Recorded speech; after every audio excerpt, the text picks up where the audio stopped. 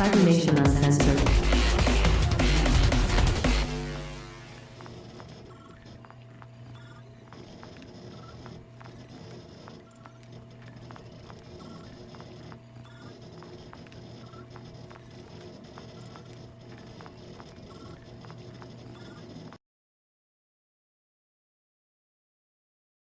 Not gonna remember.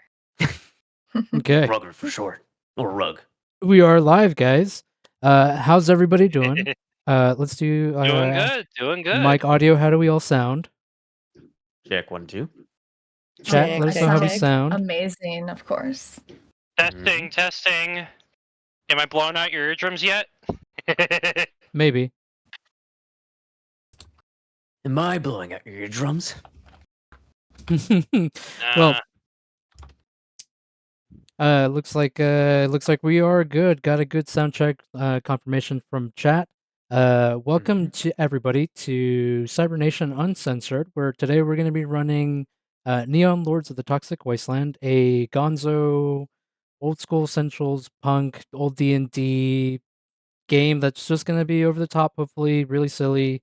We've got a great cast of players starting with let's start off with not in the order of the overlay, because we're going to be alphabetical here. We're going to start off with Beelzebus. Tell us where we can find you, Beezel. You guys can find me on Reddit as Der Kumpel. You guys can find me on Blue Sky as Beelzebus or Beelzeboy. Either one works. I'm also on Discord. Other than that, I'm a bit of a social media Luddite, but yeah. Alrighty, up next we have good old Dorgely, who you guys have kind of seen in Blade Runner. What a replicant she plays, but I'll let her take it away. Hi, I'm Dorgely. You can find me on Instagram, Twitch, and YouTube at Dorgely with 2 Ys. And tonight I'm going to be playing Heather G. Good old Heather G. Alrighty, up next we've got Philip, or Flip in the overlay. Hello, my name is Philip. You can find me over in Twitter and B-Sky mainly, or should I say X right now, at flipping_flip. And I am also on the Discord at FlipVT. I will be playing Rugged Metalforge, the Dwarfling. Excellent. He looks really cool. What a cool little overlay. I might have to adjust the overlay, make sure that I don't cover up your faces too much, but let me see if I can adjust that in the meantime here. Once we get Shig introduced here. Shig, take it away. Now, last but not least. I'm not least, of course. I'm at the top. So yeah, you can find me on Discord at shig._. And on Instagram at Manaskona, like MANASKONA, it means Moon Witch. And I will be playing Grandma Vel, just a little old lady who's ready for some destruction. Alrighty. With that being said, I'm Noland North. You can find me here in the Cybernation Uncensored Discord as Noland_North. Or rather, Nolan just for now, but I'm also on Instagram at Nolan_North. Of course, socials for everybody are in the overlay here. That way you can take a look if you're curious as to where you can find us. Besides that, we're going to get started here with our little session 0. Neon Lords of the Toxic Wasteland is technically a PG-13 game, but we are a mature-themed I don't know what you want to call it, kind of like dystopian sci-fi tabletop role-playing game channel. We do a lot of games here. Of course, Rob, the owner, does a lot of really neat things. If you need cyberpunk tutorials, great place to look us up. Besides that, today I'm going to be your Neon Lord, running this campaign for everybody here. Remnants of Neon. Should be an exciting little time. But before we get underway and carried away with our players and what we're going to be doing in game, we're going to go a little bit over some session 0 items, talking about lines and veils, that sort of thing. Maybe even how characters got met, and then after we come back from the break, we'll see how we're doing. But let's get started on lines and veils. Basil, do you have any lines and veils that we need to bring up here for not only for me and everybody, all our players, but for chat as well. That way, chat keeps it on the nicer side. Yeah, so I personally am not comfortable with mentions of essay, things of that nature. I mean, blood, gore, death metal, that stuff's fine with me. But like stuff like essay and further things along that line, I really don't like. Also, racism, homophobia, sexism, all, basically be decent to each other, guys. That's really about it. Pretty easy going. What about Dorchley? Yeah, I'm about the same. Like anything essay related or like breaking past like lines of consent, not cool. Same with like slurs and racism, homophobia, transphobia. Like let's just be nice and accepting. And other than that, I'm pretty chill. Very chill. Philip or Flip.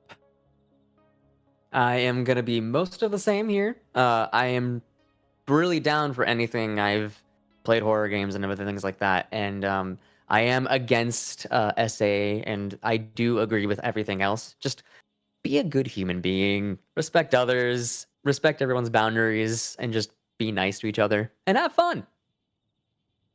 Excellent. And then Shig. Besides what everyone else said, bring it on. I'm chilling with anything, so come at me. Well, I mean, we got to keep it within the community guidelines for Twitch and Come at Discord, the whole, me! Unfortunately, now if this was a private game, matters would probably be different. We'd probably be wondering how we got here. But besides that, a little bit more information about just the server and everything here. This stream is kind of brought to you by Sirenscape, great sponsors. Occasionally they have some really cool stuff. They have just the fact that they have so many sound sets available for GMs to do whatever they need to immerse their players in this world is really wonderful.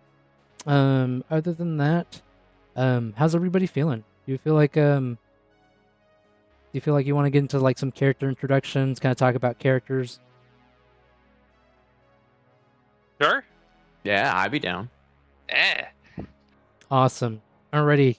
Kind of now we're gonna start it in reverse just to mix it up a little bit. Let's start with Shig. Oh no! Was not prepared. Not at all. Okay, what do you want me to do? We're gonna go over your character, kind of not like the entire backstory, but like what does your character look like, and then after we kind of determine what our characters look like, we're gonna talk about how they potentially have met through the wasteland, and then we'll get into it. So let's Okay. take it away, Shig. So Grandma Vel is like witchy punk vibes. Got a few layers of different colored robes with a cool overlay. Got the spike bands. On her shoulder, she wears the skull of her ex-husband. Because when she was done with her normal life, she wanted to go out and adventure, but knew her husband was gonna like tell everyone, oh, she abandoned her family, blah blah blah. So she's like, you know what? Nah. Killed him, skinned him, used the skin for her spell book, and wears his skull to bring him on with adventures. And she has a shoulder bag full of grandma candies to give out to people who behave well. So chat, that includes you. Behave well, otherwise you won't get any of Grandma's candies. Let's go up with Flip. Okay. So my character is going to be called Rugged Metalforge. He is a dwarfling that has actually been passed down a forge from his father, now passed away. He tends to have a really gruff black, like mountain beard, specifically with like handlebar mustache, completely bald on the top. you could tell that he's been with the forge quite a bit of time, considering of the calluses that he's worn on his hands and the smut and everything like that that's on his arms and knees and tattered clothing. That so he kind of lives and breathes the forge. Doesn't really look like he has much of an education outside of a basic knowledge of communication and maybe basic reading and writing. But other than that, he has pretty much a let me actually pull up my thing here. Okay. He basically has a wooden shield along with mesh armor with leather attached and shoulder pads baked down with almost like if you've played Final Fantasy VII, the like cloud shoulder band with like a little spikes on the end. He has that as knee pads and like basically metal shin guards as well on top of that. So Sounds pretty cool. How tall is this dwarfling? I know we talk about dwarflings being short, but is he a tall dwarfling or a dwarfling? I mean, his top height would probably come up to like your hip. Oh, so he's puntable. Yes. Let's go. You could drop kick this guy if you wanted to. Oh, I will. Don't, please. But We have 1 HP. Alrighty, up next, George. So I'm playing Heather G. She's a Heather, obviously. So Heathers are basically like these really like badass babes who just like kick ass and yeah, that's like pretty much it. They have been like genetically modified with something called substance D, which sounds dirty, but it's not. But basically it made me like super strong and super fast and have gorgeous hair. And yeah, Heather G has 2 loves in life, which 1 is kicking ass, obviously, and 2 is taking little trophies and cute tchotchkes from the people whose ass she just kicked. So she's got like, I mean, she's wearing like a schoolgirl uniform that is so totally disgusting and dirty, and then has like a leather jacket with spikes and everything that like clearly doesn't actually belong to her because it doesn't fit right, but it's fine. And then her big blaster rifle is like covered in cute little tchotchkes and cute stuff. Yeah. Now, when you say That's Heather. tchotchkes, what exactly are tchotchkes to Heather, especially considering that the world has ended and has rebuilt and the aliens came down? So like maybe some dice, maybe an ancient keychain, maybe some memorabilia from the aliens' homeworld. I don't know, whatever just looks really cute. Okay. Whatever kind of fits the bill for the moment. Yeah, something that she can hang off of her gun. I think you'll find plenty of items to hang off a gun, especially that big fucking knife that you have. Yeah, yay! Let's see here. With closing up on that one, we're gonna go over to Basil. Not last but not least. So I am playing the one, the only, David Murderface, M Murderface. The M also stands for Murderface. He's kind of this. You know that like greasy kid with like all the Metallica stuff in high school? Yeah, that's him, but like a 20-year-old guy. He discovered a CD of the old flesh god Lord Lemmy in the wreckage, and ever since then was inspired to walk the path of the noise thrasher. He his greatest creation being his bass, the Ricken Bastard. It's supposed to be a Rickenbacker, but he cobbled it together out of a bunch of broken shit, so it's not really a bass, but it is. It works, and it's the Wasteland. Nobody knows probably a lot of people don't remember or don't know what a bass is, so Man, you could slap together someone's spine and put a skull on it and put a string on there and call it good. Dude. I still have my ex-husband's bones. See? Yeah, look at that right there. There's let's see here. I unfortunately am not playing a character. I'm going to be playing the entire dungeon and the entire world for these players. And my accent is going to change throughout this whole thing, so you'll notice if I'm not speaking the way I'm speaking currently, it's because I'm going to be talking a lot like this. Unfortunately, or fortunately for those of you who are listening in. Let's see here. What else should we cover?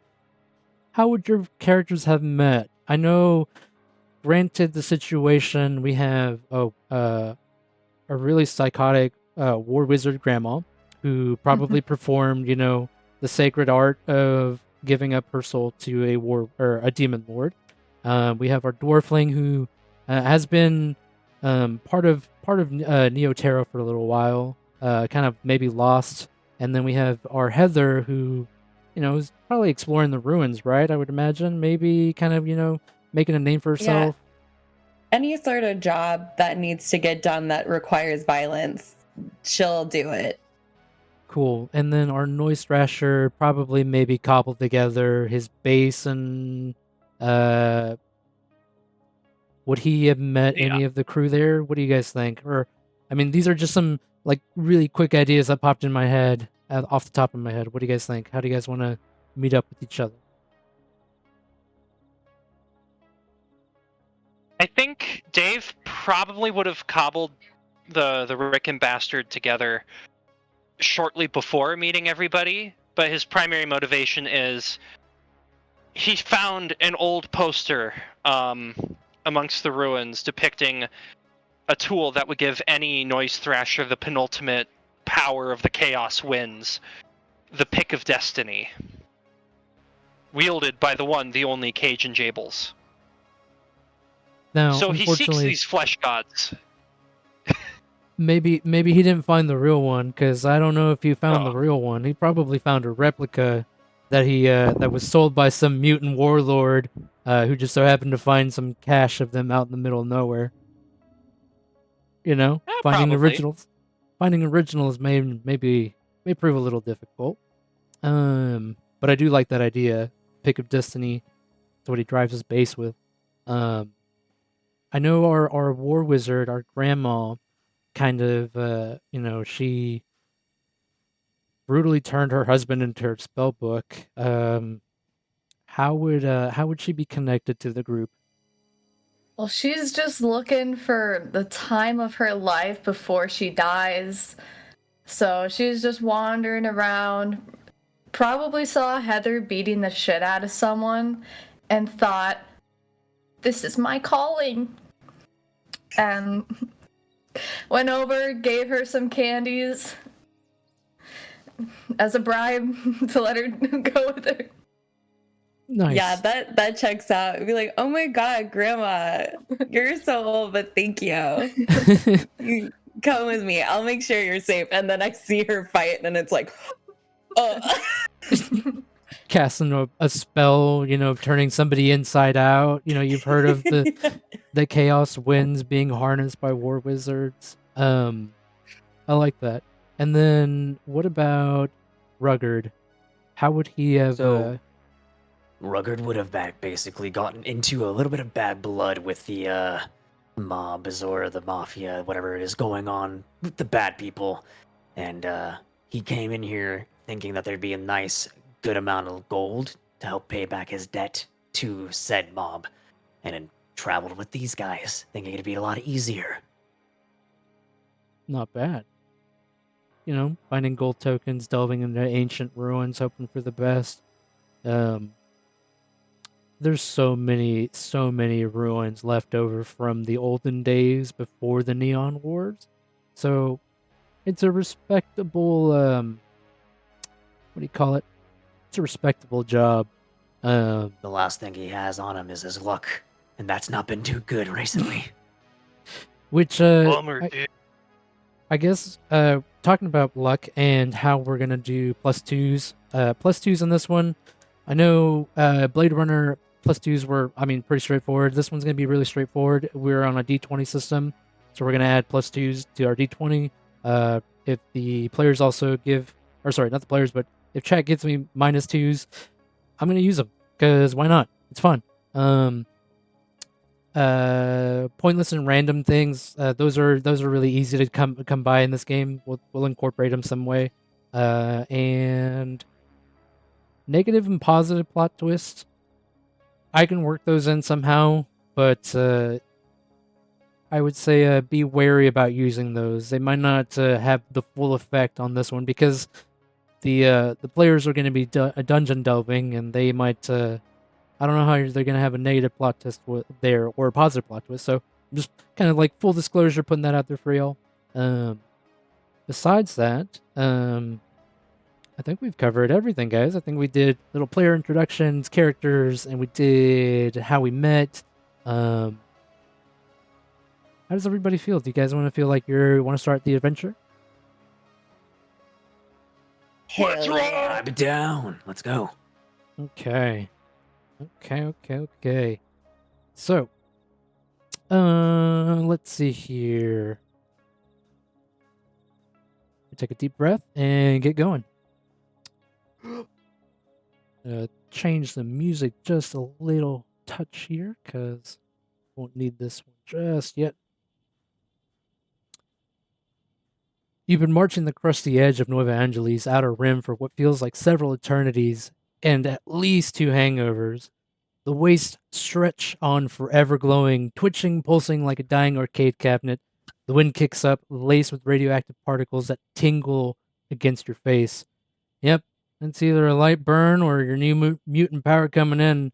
Hard to tell these days. You're here on guard duty because the system said you had to be. Some rehabilitation for your crimes nonsense. But you didn't do it right. Totally innocent, right? Your court-appointed slime bag of a lawyer said, just play along. The sky turns a color of root beer puke as the strange clouds rumble in. You might get rain tonight if you're lucky. Maybe it'll just be acid. Who knows these days? As your squad settles in, some faces you know, others total randos, a new sound of like, you guys kind of see each other, right? You're like in this party looking at each other. You've been on this like kind of guard duty out in the middle of the fucking wasteland, not doing a whole lot, just wandering the waste, patrolling the not the Mojave, wrong genre. And as you guys are kind of hanging out there, right? You guys are getting ready for camp. And how does camp preparations look for the 4 of you? The other 3 members that are in that little group have kind of decided to take watch. So how would you guys be setting up camp? Well, considering that I would be pretty good with the fires, I'd probably start getting it up going a nice good campfire, stones for like food and water, boiling points and everything like that. You never know what the drinking water is nowadays. Oh yeah, absolutely. You never know. What about everybody else? What you guys doing? I think that Heather G would be like a really good hunter because she's pretty good with a gun. So if there's any sort of like mutant rats or anything around that is edible, like she's gonna try and catch it. Okay, let's roll a D100 for me. I'll say that there's a 37% chance of there being some kind of wild game out here. Okay. Okay. Unfortunately, you scour around looking every which way, and whatever was here was probably here. I mean, you see the remnants of like actual like dung, and you're pretty sure it's not from mutants. You're pretty sure it's not human either, but you just like look around, you're like, yeah, there's no actual game around here. She'll just go back to camp. Empty-handed, unfortunately. Yeah. And Dave and Vel, what are you guys doing at camp? Well, I was gonna say I could cook up some homemade meals, but got no food. Guess we're Lucky. gonna starve. But I got candies. Fuck. I'm probably just gonna be like, I don't know, playing my bass, tuning it, doing some shreddy shred. Some shreddy Either shred. that or getting shit faced on whatever beer we have left. Excellent. Alrighty. So, you guys do your thing, get together, realize that food provisions are a little low, but lucky for you, you've been issued by the state of Nueva Angeles just a couple ration packs for yourselves, just to maintain your what do you call it? Not your health, but keep you at a baseline. And so, you guys bed down, you're getting ready, and you fall asleep, you're slumbering, and then your dream yanks you into a pitch black temple. The walls hum like dying synths. You're all there, beaten, bloodied, buzzing in the center is a jacked, godlike figure impaled by a dagger, dripping black ooze. You feel a connection. You need this place. You must find this blade.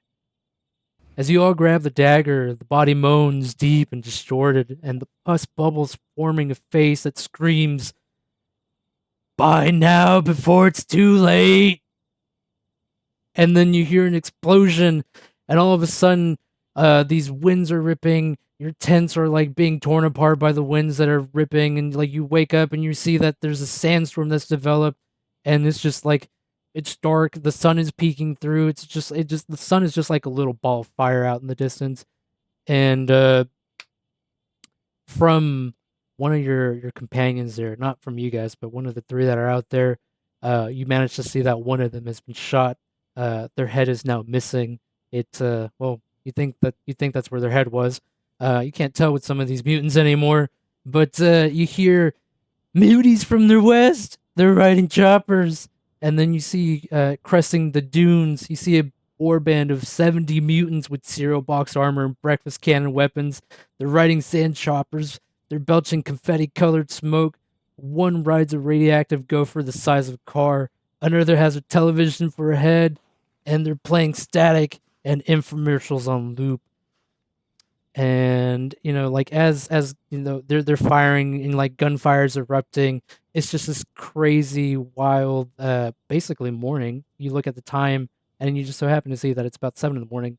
But yeah, what do you guys want to do? I mean, you have this warband coming from the west, and it's a sandstorm that's coming down.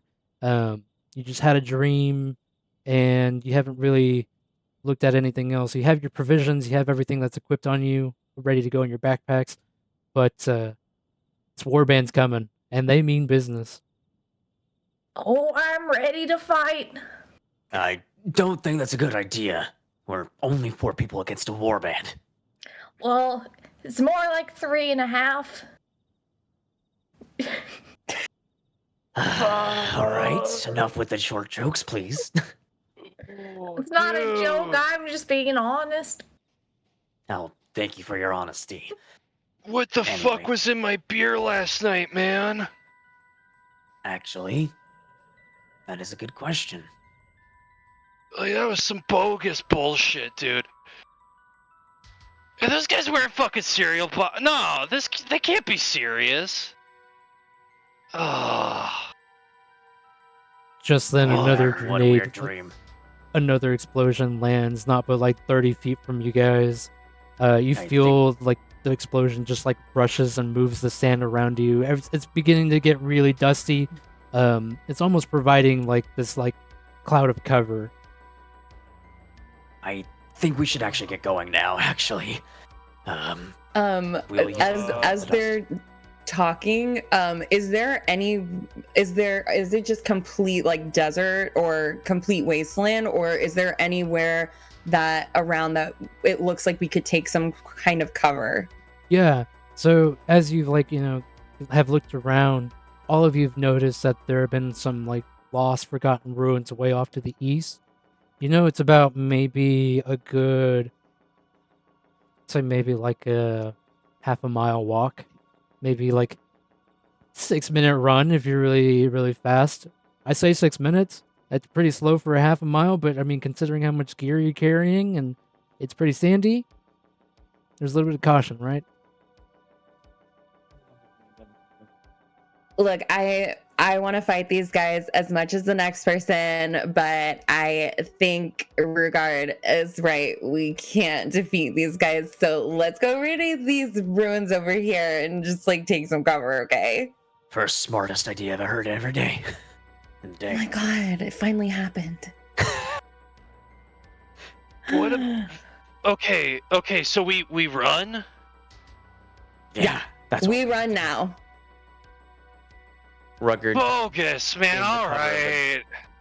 Rugged in the cover of the dust like books it out of there, like tries to run towards the direction that Heather pointed to. Okay. Excellent. So,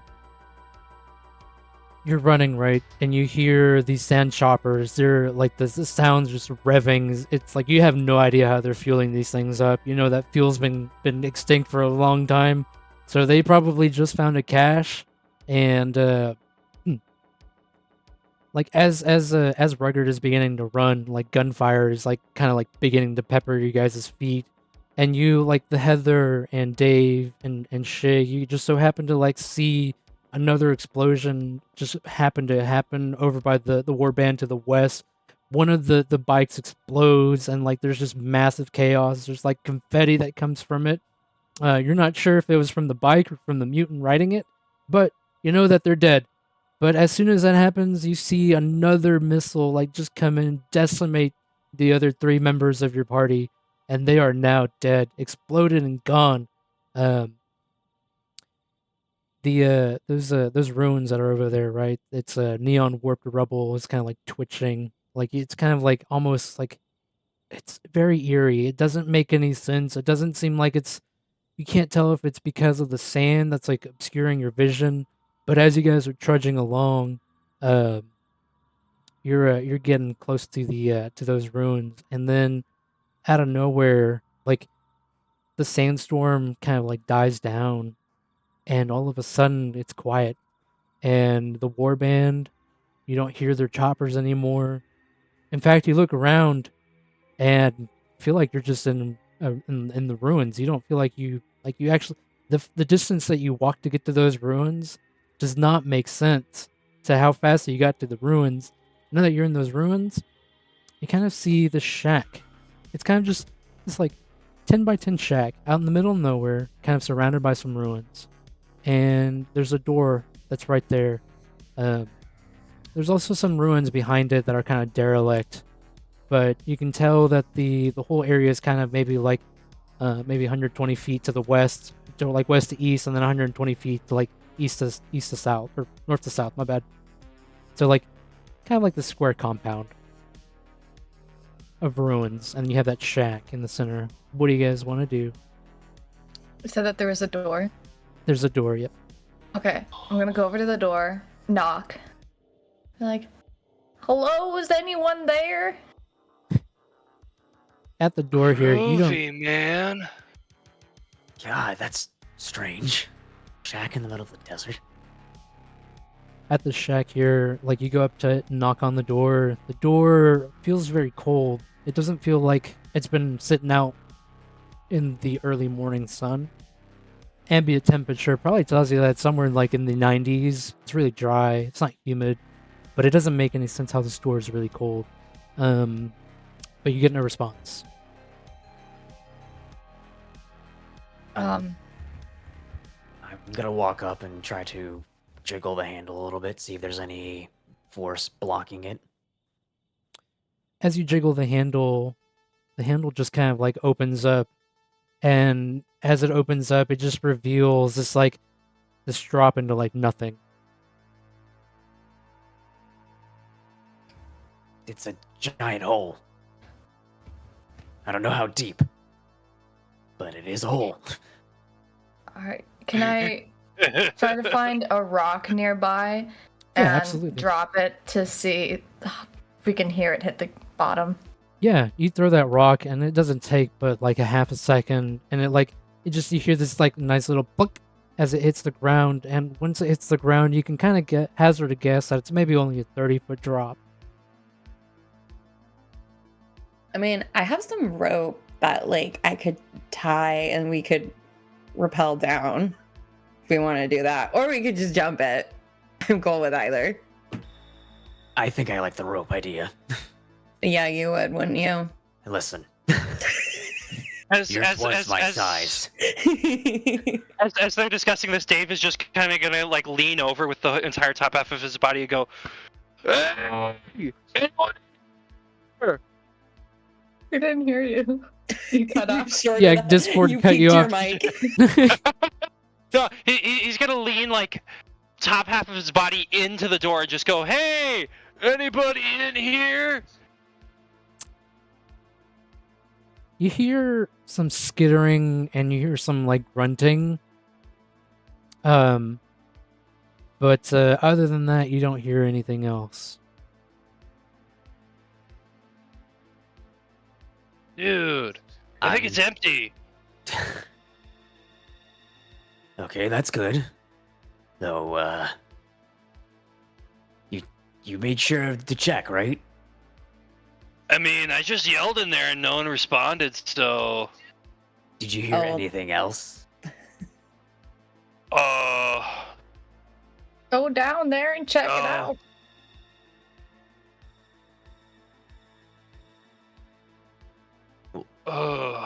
Can I Rugged push him okay. down? Rugged starts to look for a nice, secure rock to tie a rope to, just in case. Okay. Yeah, so yeah, out in the distance from the rubble, yeah, you begin to like walk a little southward from the shack as you find a nice like rock that between the party you could tell you could definitely move it into position. It would probably bear your guys' weight. But as you're moving it, something just like so happens to catch your eye from like the north of the area. Let me pull this map out, this hand-drawn map that I did for myself. And you kind of see like this water, this like not like you see like this trail of water that leads to the backside of this like mound of ruin. Hey guys, I'm over here. I think I spotted something. There's something strange here.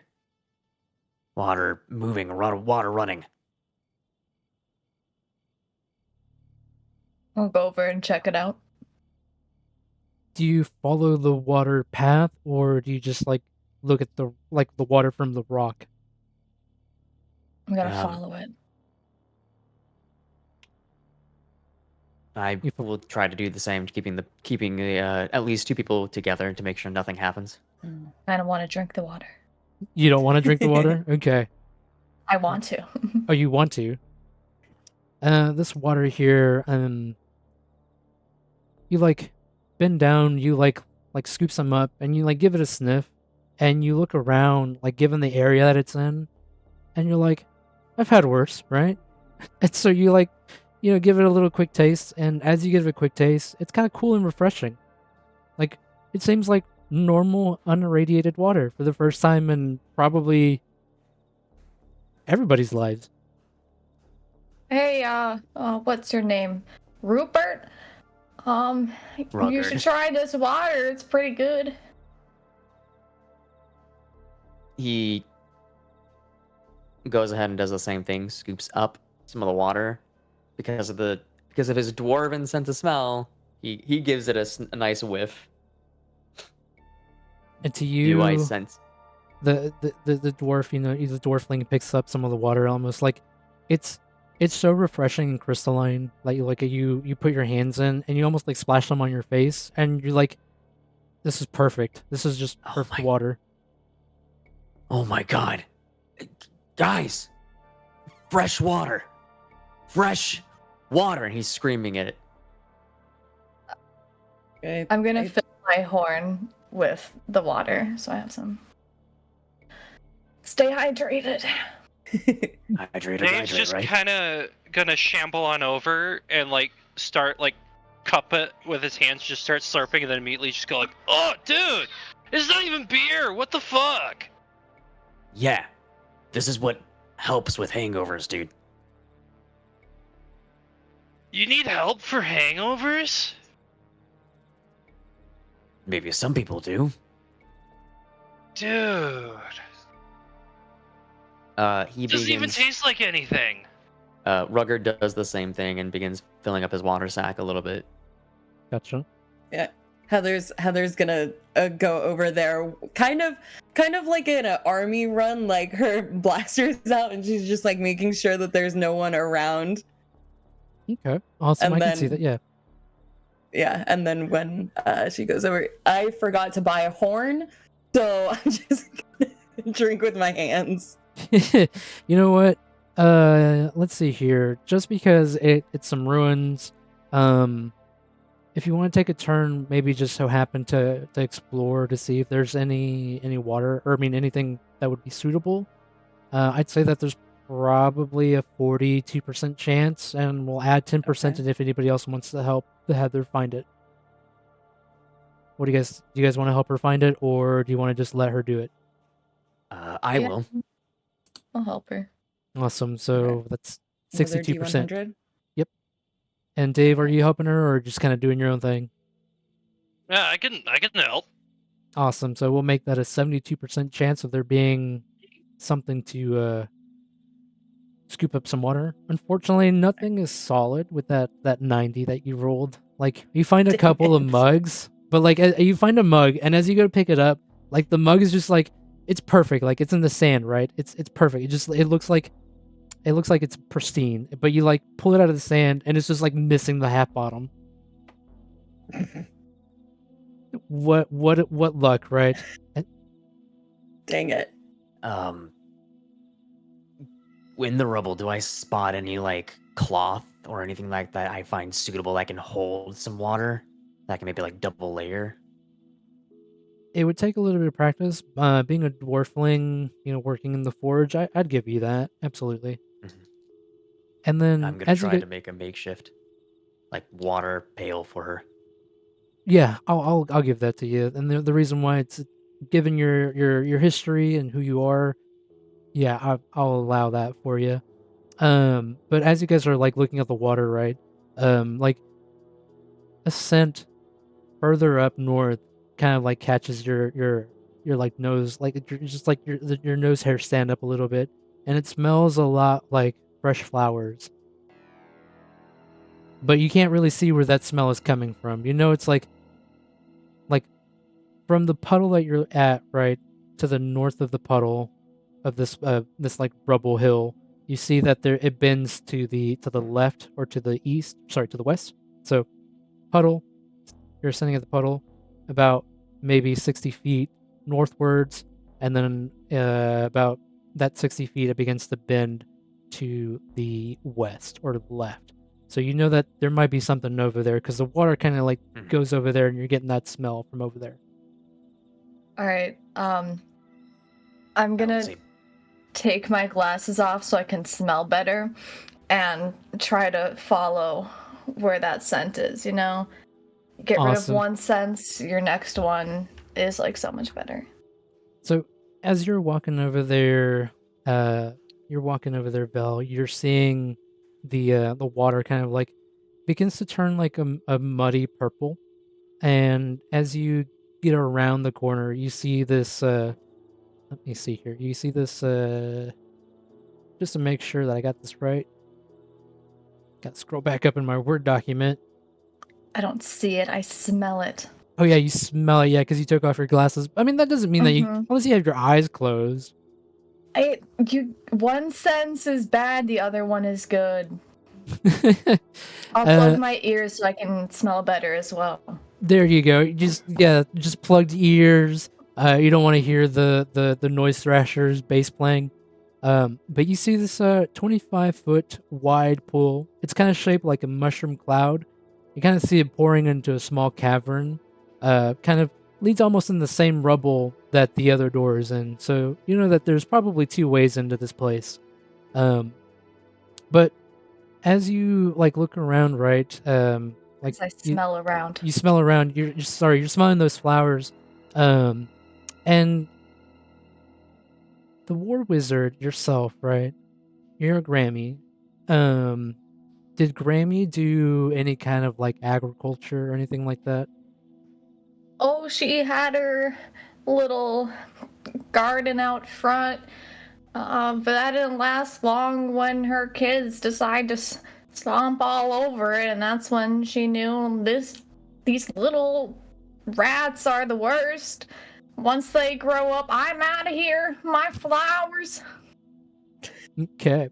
So you see that, or sorry, you smell these flowers. They give you kind of this like warm, tingling sensation. And as you see them, or like as you like finally open your eyes to see what these flowers are, you recognize them as the coveted Black Nightmare flower, a flower that is known to give some really gnarly hallucinations. Ooh. Can I pick up all of them? You pick up all the flowers? Yeah, roll I for would me. love. Roll for me a D100 and we'll see how many flowers were available there. Okay. Only 2 usable flowers. The agriculture part side of yourself tells you that, hey, only 2 of these are actually usable. Do you relay this information to everybody else? Because I don't know if everybody followed you except for Heather. As Rugged is pushing the stone into place. Yeah, Rugged's working hard. And I'm gonna keep this to myself. Yeah. I think Heather, Heather definitely would have gone with Vel because gotta keep Granny safe. But I think she's just like, oh yeah, she's just doing Granny things and picking up flowers. This is normal. My 2 flowers. Oh my god. I need to change the color of my dice so I can roll better. As you're Heather, as you're like, being near Granny, you're also looking at the water, right? This mushroom cloud of a mushroom cloud that is pouring into this cavern. You see that there's like a hole large enough for one person to fit one at a time. So you definitely know that there's another entrance into this Okay. this little area that you guys are in, these ruins. Okay. I'll call over to Dave and now I just want to call you Rupert. You're like, Dave, Rugard, I think we found another way in. So we don't have to like go in the hole. I just played. Okay. All right. Oh, I'm sorry, were you doing something? No, He was it's just fine. pushing a rock, man. It's I don't know fine. why. It's all fine. You don't seem fine, little dude. Come on, Can't. turn that frown upside down. Oh. If I need to, I can just Rugged. snap your neck and turn your head upside down, so then you're smiling. You're a feisty one. Dave's Keeps on walking just gonna past. turn to Rugard and just go, Granny's fucking brutal, dude. What Yeah. the fuck? I mean, the book should be a self-explanatory, but I mean, I just thought the book was metal, man, but yikes. you do know those are real bones, right? Oh, See shit. this skull I got up here? That was Granny's my fucking husband. metal. Okay. Dude, nice. Does Ruggard see the cave entrance or the entrance that was told before? Yes, absolutely. If he goes around, yeah, he sees the entrance here. And as you guys are, seeing this entrance here, this cavern, the small enough cavern to like go into like one at a time, like this like strange light like in the back, like the corner of your eyes, like all of you as you're like standing near this cavern, right? Like in the corner of your eyes behind you, you see this like light just flash, and like it flashes like once, and then again, and like so you see movement behind you. What do you guys want to do? Does the light look like it's flickering a little bit, or is it too fast moving? If you, without turning around fully, it just looks like it's like turning on and off.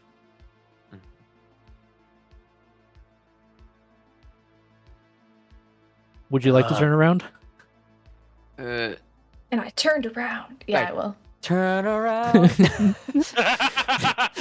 Right eyes. So Granny and the dwarfling, I'm going to say that you two, right, because you guys kind of spoke up quickly, you two turn around and you see what looks to be like this siren light. It's just like rotating.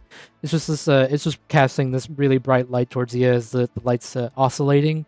You're not really sure if it's powered on or if it's just the wind that's been pushing this like little, what do you call it? It's like a windmill light. What do you call those things? Searchlight. A lighthouse? Kind of like it's a small lighthouse, but it's more like a light on a dome, like one of those like stupid emergency Spotlight? lights. No, not yeah, somewhat like a spotlight, but it's like Dude, you know a those classic. Light.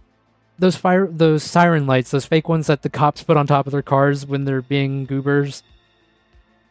dude, I think Yeah. klaxon. Yeah, a klaxon. So it's How like do you know what that is? Because people always get them confused with Saxon, and they shouldn't, because Saxon's a dope band. Not Klaxon, though. Klaxons suck. They mean cops. How do you know this?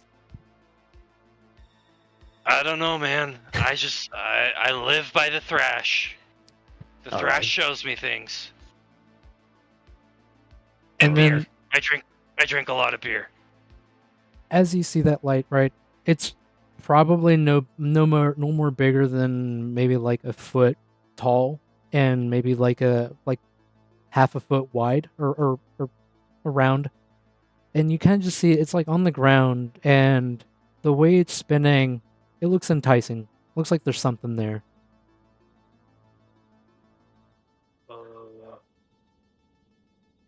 I'm gonna Does check it it- out. Do I feel any tingling feeling that it might be something valuable? Given your dwarfling ancestry, you don't necessarily feel it be valuable, but you feel lucky enough to look at it. You feel like there might be something worth checking out there. I'm gonna clasp the little plate on around my neck and just try to investigate that. Walk out there, try to investigate it. Yeah, so you walk out there. It's not too far of a walk. It's probably maybe a good 500 feet away from the small 25-foot mushroom cave entrance.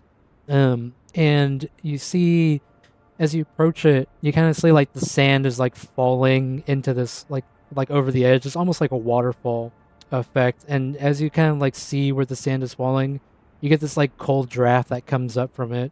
And you hear just like some winds, kind of like you hear like this power chord. This just like this solid like a minor power chord come through, and then you also hear like the sound of like somebody being tortured, and like you just so happen to like look over the edge, and like you're okay, but you're safely like looking over the edge, but it's just like this again this pitch black hole. It's probably maybe 30 feet wide or 30 feet around.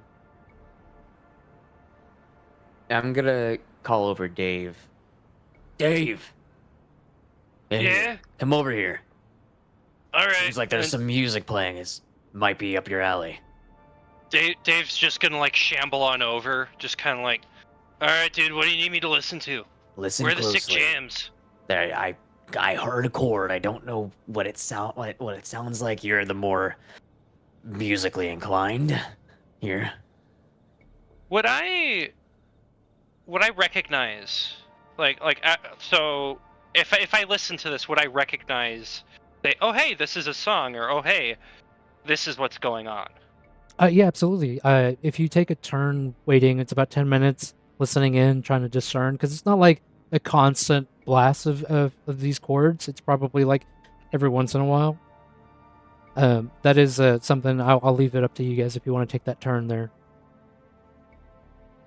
I mean, you guys could give me like 10 minutes, and I could figure it out. I mean, we haven't eaten our rations yet. It could be a good idea just to fill up on food before we go down and make any decisions. Dude, munching music, I like the way you think. Okay. Not bad. Awesome. Alrighty. Roll for me, Mr. Dave, a 1d6. I'll say there's a 2 and 6 chance that you understand what this is. Alrighty. Roll the bones. Ooh, unfortunately for you, the power chords are too incongruent and a little out of tune, but like, you know that they're not natural. But that's as much as you could discern. With the incongruency, am I at least able to pick out like, okay, they're playing like this style of music, or is it just like, this is nonsense, man? As a musician, as a noise thrasher yourself, you pick up that it's some kind of like really weird doom music before Black Sabbath was officially out there. Dude, I think they're playing acid rock, man. Acid rock. Yeah, like you drop a whole bunch of acid, you get together with your buddies, and you just jam. Okay, and then how does Anyone that tie ingest into- acid, wouldn't that like hurt your little No, tummy? not that. Well,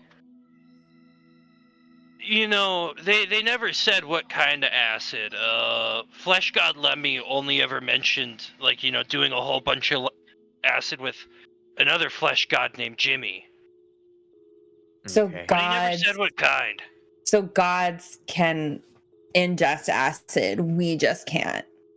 Got it. Makes Acid perfect rock sense. sounds like a really cool spell. It's Oh my gosh. I've only seen it in like the ancient revolver scrolls, man. It's like You can out read? there. The only rock I know can of write is the my one I name. find in. I'm also a notary if anyone needs one. You're a notary? I find that really Yeah. surprising. Yeah, I actually do too. I don't know what that is. I sit there, I jam people, sign shit in front of me. It works out great. All right. Okay. So now that you guys know that there are potentially 3 entrances to this little ruined area, how would you guys like to proceed? I still really want to push this Dave down that hole. Which one, the main entrance one, or the first one that you main found? entrance, yeah. I want to push him down. Down the shack? If it makes it any easier, Dave is probably like standing like right on the edge, just like still leaning over, just like. Hey, oh, what's your name? David? David, model fuck or something? Come on over here. Granny, dude, my name is Dave, Murderface, M, Murderface. Also, the M stands for Murderface. I feel like if you say model fuck 3 times in the dark, you're gonna summon something. Nah, man, I tried. I just shat myself when I heard my dad come in. Anyways, come on over here. Alright, what do you want me to look at? Just look. Do you see that down there in the hole? Look down there. He's gonna lean all the way. And then I'm gonna use my staff and just knock him down. Whoa! Okay. Let's see here. Just because of how that is, Vel, if you could give me we're gonna do kind of your burliness roll on that one. It's gonna be like an attack roll, so you'll be attacking with the d20, and then Dave, what is your AC? My AC is 12. 12. Awesome. So Vel, you just gotta beat a 12. Okay, here we go. I believe 16? you beat it on that 16. Dave. It almost landed as like a 3 or something. I pride myself on being like really punchable, dude. It helps keep me down to earth. Literally. As you feel this staff kind of being like jabbed into your side, you feel yourself losing grip, and you tumble into the shack entrance. Right, you tumble downwards, and it's pitch black. but your landing is relatively soft. There's a bunch of sand in here, and you just like it's dark as fuck. You don't know where you are. You see the light from above. What does everybody else do? How are you guys handling the fact that I whisper to Heather, "You think he's still alive?" I don't know. It kind of would be so funny if he died from this, but I don't know. Dave, are you okay? You just hear a very like faint like yell from down there. Guys, it's fucking dark. Oh, It's here just you go. not brutal, man. I throw down a chem everything light. down here is pretty fucking brutal, but it's not brutal. you threw down a chem light? Awesome. And then Yeah, that is a lit chem light. how do you remember how long those last? 8 hours, 8 hours. Awesome. and I have 5. Don't have a Nice. drinking I horn. Have a have shit ton 4. of chem lights. Oh, I have 2 chem lights actually. I have a lantern. Amazing. Do you have Perfect. fuel for that lantern? I do. I have how many oil? How many oil? 3 oil. 3 oil flasks. Awesome. Okay, so Nice. let's see here. I have a note for myself on when that chem light will go off. Time management is resource management is a big part of dungeon crawling. So Dave, you see this chem light come down. It illuminates the shaft that you're down in, right? As it illuminates the shaft, it's about a 10 by 10 area, and that's probably where we'll start our map. We're going to scroll down just a bit further down. Let's say about here-ish, if you see that ping, if you zoom down here. We'll say it's about a 4 by 4 square. Who wants to start drawing? Oh, I totally kind of maybe had this. Yeah, I can. I can do art. I think Shinx got it. Do I? I don't Nah, know. I I'm got not it. doing Oh. anything yet. I see a square. I assumed it was you. It was Oh. there before I even figured out the tools. I did a gotcha, selection. gotcha. Oh, okay. Don't worry. I got this. Oh, and then I Oh, believe shit. we got a +2 from Neon Violet. Hey, George, that's our DM. Nigel, thank you. Brutal. Oh, okay. How do I? Also, I can't find my token. Shit. How do I get rid of this? We won't have tokens Fair. on here just yet, so we'll say about there. That way, we'll start that one off for y'all. And Oh so, no! Dave, I got rid of. You still got that rope, Heather? Yeah, Look to finish. Can I borrow it? sure. Take it and start tying it to the stone that I moved there, thankfully. There we go. and then So that's now that I am proverbially in the pit, is the acid rock any louder, or is it still like faint? in this pit, this main entrance, not the one that you were over with the dwarfling by the klaxon.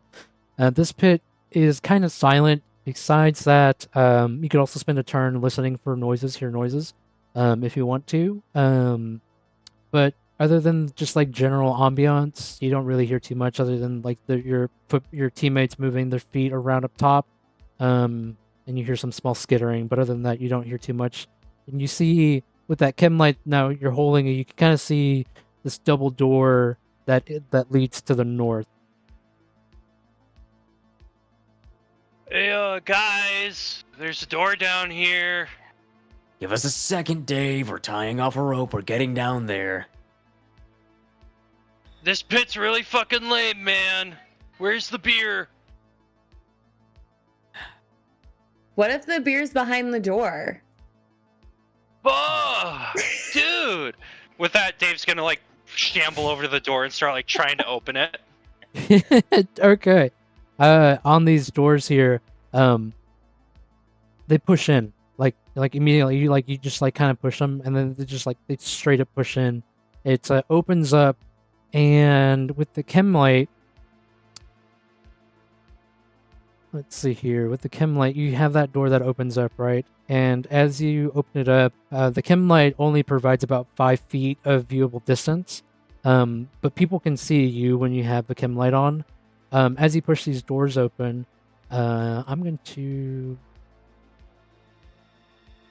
If you could, roll for me a 1d6. I got a 2. What'd you get, Dave? Oh, I gotta subtract. No, wait.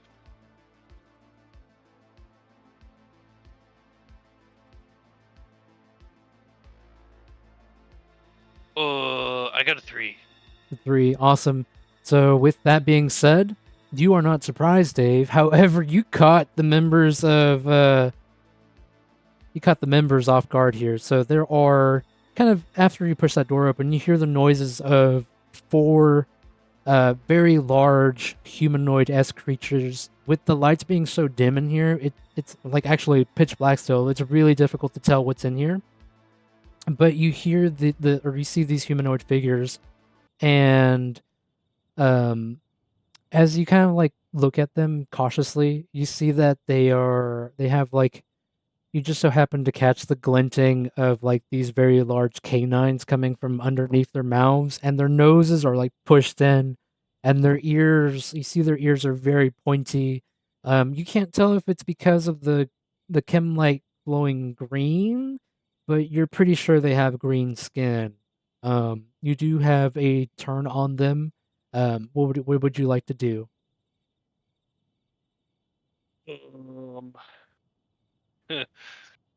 I'm just gonna like walk in, see these like big green dudes, and cast brown noise. You cast on brown the one noise? closest to me. Yeah. Awesome. Give me brown noise. Yeah, that's spell check, right? Right. Or actually, rather, Yeah, that's since this is a new system for a lot of our players and a new system for the channel in general, can you give us a description of what brown noise is? so. You know, like Eddie Van Halen and like the brown sound. Well, the brown noise is a frequency so low that if you hear it, you shit yourself. And so I play that noise. Excellent. And then some dude of my choosing within 20 feet shits himself if he fails a resolve saving throw. And Okay. they can't move or take any actions the next turn, aside from shitting themselves. They also gain +3 sleaze. Only makes sense. Let's see. First one you see manages to successfully save on the resolve. He looks at you and like he panics, like a fart escapes, and like the other 3 members that are there, they look at each other and like, "Oh, dude, did you really?" And then at that point now, Philip, Shig, and Dorsley, you guys hear your companion, Mr. Dave Murderface, casting this noise of brown. What do you guys do? I want to go Damn down it. there. Yeah, I think I'm just gonna jump down there at that point. Am I done tying the rope yet? Yes, you would be done tying the Okay. rope, absolutely. I'm gonna I dropped the rope. I'm gonna slide down. Slides down, awesome. And then what is your movement speed, Shig? 25. 25, and Heather and It's Mr. 30. Rugged. 20 from me. 20 for you, Rugged. awesome. So Slow. Rugged is probably bringing up the rear as Heather jumps down, sees Dave finishing up casting the brown noise, followed by the war wizard grandma and then the dwarfling. You guys see the scene. Dave Murderface, were you holding your chem light up, or did you drop it on the ground to cast that sick riff? I mean, it's just a really low note, so what I did was I held it up and I just plucked like the lowest string on the bass. Awesome. Like really aggressively. Cool. So you guys see these 4 members, again, tall, very muscular, pointy ears, they got teeth. And Heather... Sorry, I didn't mean to roll. No, you're good. I thought you were going to go straight for it. No. Sorry. Big fucking She's night. really going in Big for it right fucking now. night. Going for the I'll kill. go for it. So then You see these guys, right? And the War Wizard Vel, you're going for. What are you going for? So it's complete darkness, right? Yep. I'm gonna cast color spray. Just immediate blinding light, going from darkness to light. Oh, they're done for. They're gonna be blind. That is in the cone in front of you, right? Yeah. I think I'm in front of you. No, Close no. your eyes. I'm definitely in front of you, man. Close your eyes. I think you'll be all right. I'm just gonna say that the cone captures these 4 here, and of the 4 of them, it's a resolve save, right? Yeah. Where did it go? Yes. I believe so. Yes. Yep. So of these, only 2 of them are blinded. So let me get their percentile roll for their 30% chance of being blinded. So give me. Because if they fail, they fall unconscious and a 30% chance of being blinded. Noland, all the cameras shut off. Oh no. It's on the start stream Oh, that's screen. funny. My bad. Here we go. We're back. No, dude. This is why we have people in the stream to watch. Yep. Thank you all. They're cutting the our stream signal, optimized. man. Yeah, they are absolutely cutting your signal. So you see you see 2 of these humanoid figures collapse to the ground like a sack of potatoes, right? And then the other 2 kind of like they kind of look around. That chem light's the only thing that's providing light in here. Up next, Dwarfling and Heather. What do you guys want to do anything with those 2 or leave them as is? I'm gonna shoot. You're gonna shoot. Mm-hmm. I'm gonna shoot the one that she's not gonna shoot. Okay. So you have 2 of them who are standing up currently. And I'll fire the one in the back line. One of the 2 that are standing up. I don't think I hit. Unfortunately, no on that one, Heather. And our Dwarfling 10. Let's see here.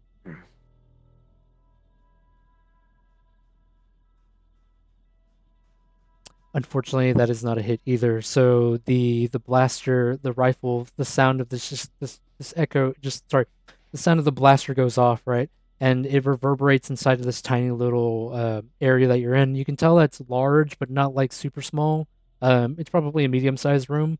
The flintlock plasma pistol goes off that the Dwarfling fires, and it like lights up the room a little bit. And you kind of see a flash of light. You see like a receptionist desk to the north, and you see the light that fires. You see that these guys are dressed in like some like cop uniforms, and they like look at you.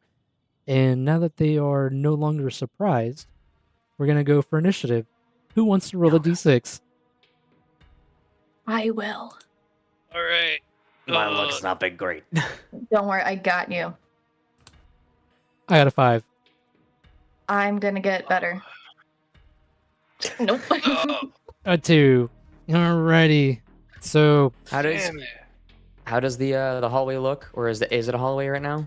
right now, what got lit up from the plasma flintlock pistol and the chem light, as far as you can see, in front of you there are 2 figures kind of moving your way. Not exactly moving your way currently, but they are making motions to move your way. You had seen a receptionist desk to the north that's about 30-ish feet northways, and you see some double doors that were to the west and to the east. We'll get to mapping here in a second. Right now, it's a little hard to map when you're in combat, but that's as much as you see, right? And cover, you see cover kind of past the doorway to the east. There was kind of these like what do you call them? Like waiting room style chairs, the plastic molded chairs that have the metal and that plastic. They won't provide a lot of cover, but maybe a little bit of concealment. So these guys here, these humanoid figures that you see that are green, burly, and have these cop suits on, kind of like they're making their way towards you. We'll declare our movement phase here. They're moving towards you. Where are you guys moving? Are you guys moving into melee, moving out of melee? What do you guys want to do? I'll stay put. Same put?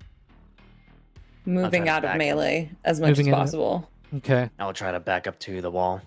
To the wall. Okay, excellent. And Dave? Fuck. I might back up too. Might back up. Okay, awesome. I'll say you do back up, and then we're going to go into our missile phase, I believe.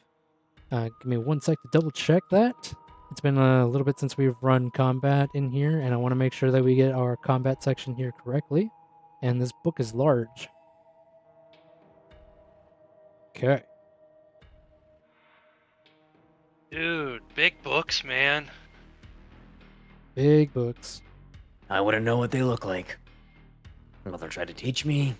Never really liked it. Hardly I ever just want to know read the out loud. ancient tomes of Revolver, dude. That's it. Oh, and Metal Hammer. I fucking love Metal Hammer.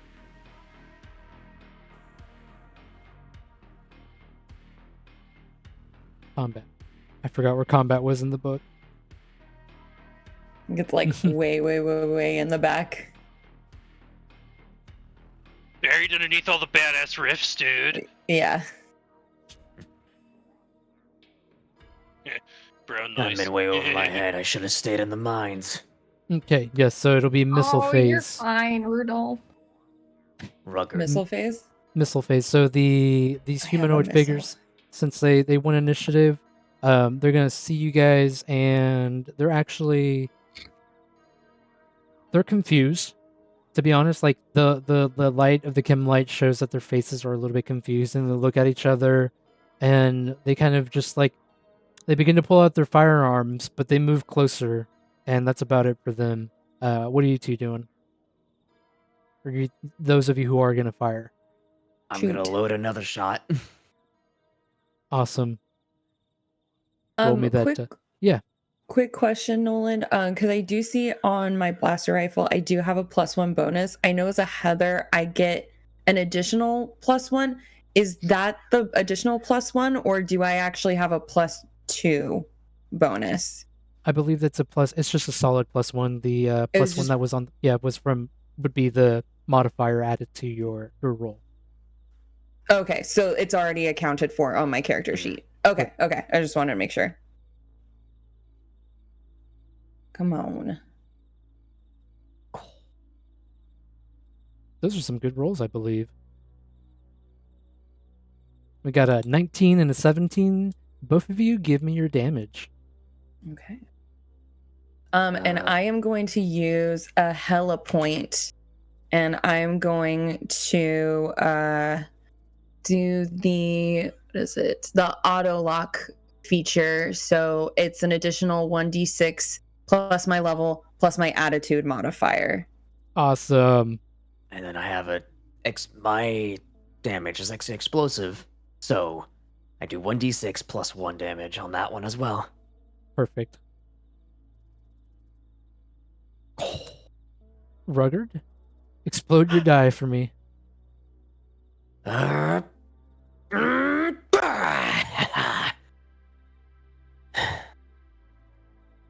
Okay. And so I'm gonna go ahead and aim at the head mainly. Okay. Try to pop it clean off. Just go for the quick kill, essentially is what it is. Excellent. So if you could roll for me that other d6 on that damage again. Because you got a 6 on that d6, so you get to do the neon blast roll. Wow. Neon blast. Oh, that was almost another neon blast. Okay, so that Nice. is 11 points of damage from Rugged, and then Heather put out 14 points of damage. 14. Yes. 12 points of damage, I think, because it's a +1. Oh yeah, plus yeah, absolutely yes. So that'd be +1, so that'd be actually 13, right? Absolutely. Oh my god. Holy crap. Yeah. So Hell yeah. I'm gonna say each one of you had picked out a target between the two of them that are still standing up. Please narrate how these two humanoid greenish colored figures with cop uniforms die.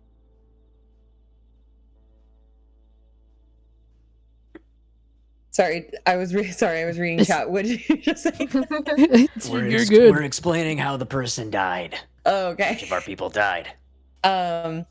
Yeah, Heather's gonna shoot one of the guys. You said they're in police uniforms? Yep. Yeah, Heather shoots him in the head and goes, "Fuck the police." Alrighty. I don't know what they are, but fuck them. You fire, and then that head just watermelons out. Warm viscous greenish fluid goes everywhere. Rugged, how do you end your other one? Assuming that I fired 2 bullets out of the flintlock, I'm guessing. I aimed one at the head, exploding the head in a spray of gore behind it specifically, and then just to make sure that you don't know with mutants these days, they could still walk around with a headless head. I aimed for the headless head. Yeah. You don't know they might have to. I aimed for the chest to try to go for that. To try to go for the just double shot. Like double check. Make sure he's double dead. check. You double tapped. Awesome. And the chest just implodes and explodes outward, leaving a giant gaping hole in the center. And then the classic, the body just like falls on the knees and then just like keels over. And that is it. That's the end of combat. Well done, guys. You have these other 2 that are asleep in this room. We can get to mapping if you guys would like to map this little area, or do you guys want to just go ahead and loot these 2? Can we double tap the guys that are passed out and make sure that they're yeah, absolutely, done? yeah. Okay, cool. Rugged is gonna give a sigh and just clench his like little coin around his necklace and be like, I can say his little heart. like clutch the dog tag and be like, So, as you approach, or were we gonna say something, Dave? Oh man, I was just gonna see if I could make one of them shit himself, but yeah, no. I mean, I guess you could technically, right? You hit the gut properly when you hit the head, causes their body to just like cease functioning and everything loosens up and it all goes everywhere. Good. But as this happens, right? You guys remove the life from these 4 creatures, and as you do, you look at them, and their forms are not. Again, they're not humanoid. They're not human, but they're not mutant either. In fact, they you look at their uniform, and their cop uniform looks very unearth-like. It doesn't look like it came from this realm. And as you see what they're doing, you see one of them has an ID number, and then it says Precinct 13 underneath it. And one of them they all have name tags, and the name tags you see on here are, you see Gorka, Urko, Mark, and Denton, with Mark having the highest number, or the highest badges on him. So you could tell that Mark was probably their leader. What would you guys like to do? Who killed Mark? I would love to be Mark, but if anyone else wants it, I would love one of these badges. I was about to say, Rugged is gonna try to go ahead and try to pilfer, see what they had on them. Not sure if they had pockets of any sort or anything like that. Awesome. Roll for me a 2d6.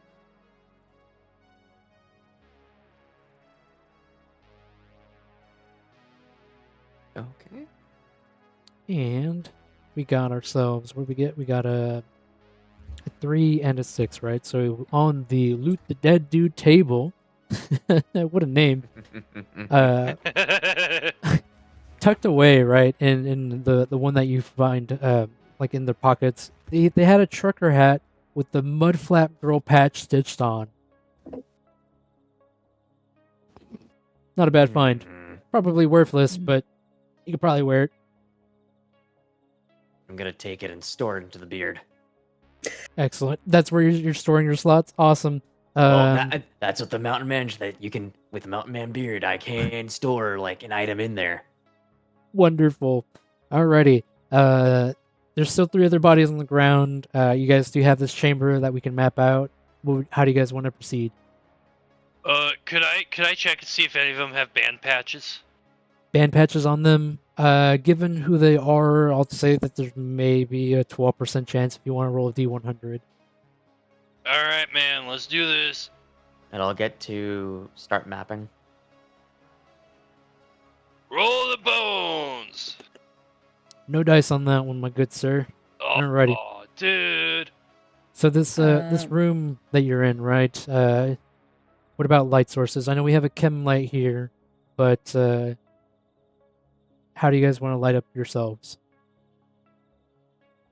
Hold on, where is that? I could cast pulsating lights, which I conjure 3 balls of pure white light that float around my hands. So I can be like, boom, here's some light. There's another light. If you need me, I'll give you some light. The one thing that we didn't do was determine our spell pools. Those of you who can cast. So Yes. our war wizard. If you My could, spell, I have 76. 7d6 already, and then spell pools. What a weird different concept than just having spell slots. With the new light that we have here, what do we see in this main chamber that we drop down in? So besides the little 10 by 10 the 10 by 10 area that you guys came out of, you have a room that is about 6 squares. So I would say 2 squares to the west and 2 squares to the east to the north. So like out of this room up here, the doors were up here. So I'd say your door was here, just to give you a better idea. And then as a reference, I'm going to just freehand roughly.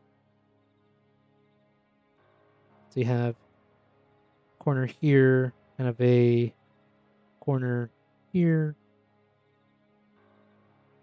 and then another corner up here, and then another corner up here. So you have a room like this, right? If you want to fill that in.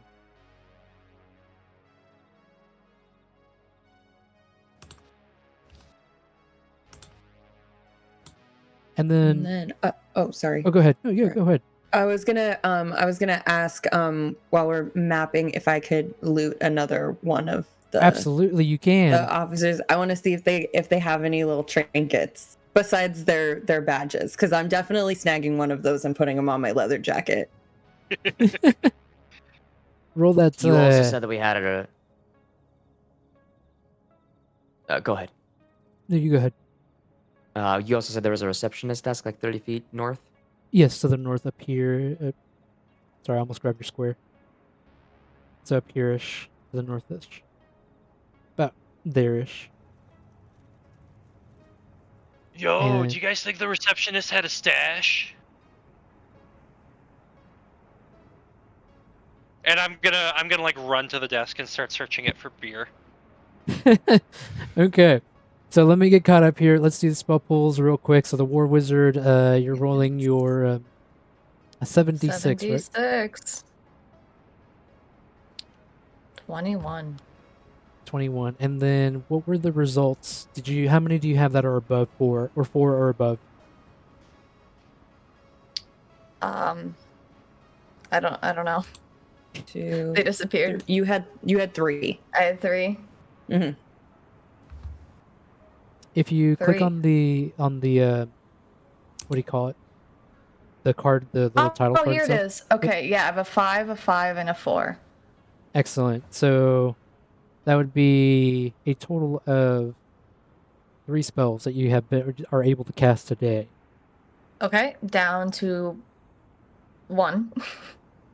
Excellent. You know what? Feeling generous. Re-roll that 7d6 for me. Okay. Since we didn't do this at the very beginning.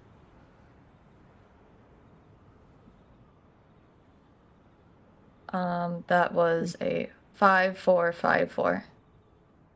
So 1, 2, 3, 4. So that's 4. So you have 2 more left today. There we go.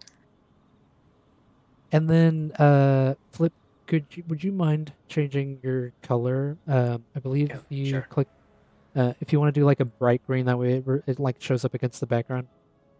Sure thing. Oh yeah. That way our audience at home can see the beautiful map that will be done by our players. That would be inside appearance, right? I believe No. so. If in the drawing tools and then Tools. configure drawings, I You can believe. Configure drawings. There we go. if you There we under go. the players tab. Oh, never mind. You got it. If you do it under the players tab, that'll be a permanent color change. Okay. And then, so we were going to take a look at the desk, the receptionist desk up top, and then also the body. Mhm. Okay. So for the body here, if the Heather could roll for me 2d6. I'm over with her giving her light. Thank you. Awesome. And then what did you roll, Heather? Okay. If I you click on rolled the a 4 and a 2. a 4 and a 2, awesome. Okay. You found a mixtape, and the name of the mixtape is called Muted Mashup. Probably, maybe like only, maybe to the right buyer, 1 gold token. Hey, Dave. Yeah? Shake the cassette. Look what I found. Dude! I'm gonna like kind of run over and take a look at, like, kind of like almost rip it from your hands and just like look at it. She like pulls the back. I would gladly part with this for a reasonable 1 gold. Fine. He's kind of gonna like dig through it, like his back pocket, and just like after and as he's like searching, he's gonna like pull out like, no, that's a pick, that's a pick. He's gonna pull out this like great like glowing green like demon horn. Hey, I wonder where this went, and just like put it in like his battle vest pocket, and he's gonna like keep digging, and it's just like, all right, 1 gold, here you go. There you go. Pleasure doing business with you. Oh, dude, why you gotta gatekeep the jams? And then Fucking bull. record in the room here in this southeastern corner down here, you had those chairs that you could had potentially taken cover in, and then in the western corner over here you have a lot of rubble, but you see like kind of with the light being nearby, you can kind of see a small hole that goes further in. It's probably large enough that 1 person could crawl through. And then Oh, we got a Rudolph-sized hole over here. and then you've One also moment. got there's a couple more doors to get through here. You got a double door up here on the most, what do you call it, most northern western corner, and then you have another double door up here in the most northeastern corner, and then you have another door about here in the eastern corner that starts from here and here, and these 2 blocks. And then you have another double door on the opposite side.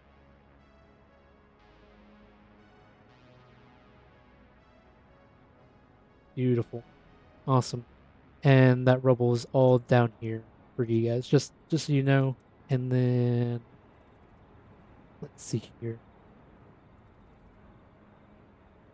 You also have in the receptionist desk, Mr. Dave, as you probably had that exchange with the cassette, you see the remnants of a old, kind of like, it almost looks like a T-1000 droid. It's kind of just like standing or like sitting at the receptionist desk.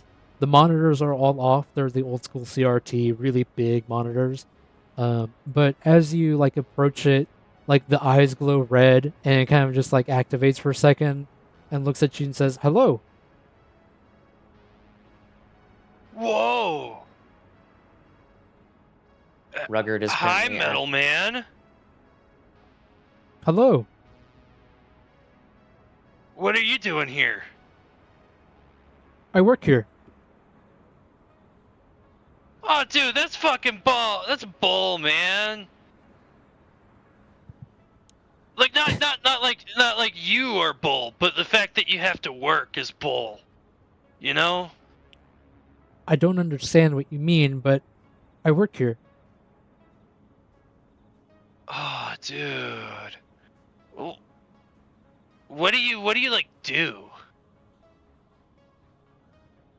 Like the machine itself, like it clicks and clatters a little bit as like the servos try to move, and it like tries to like look at you, but all it does is it does like that sprinkler thing where it just like kind of like clicks as it can't move anymore.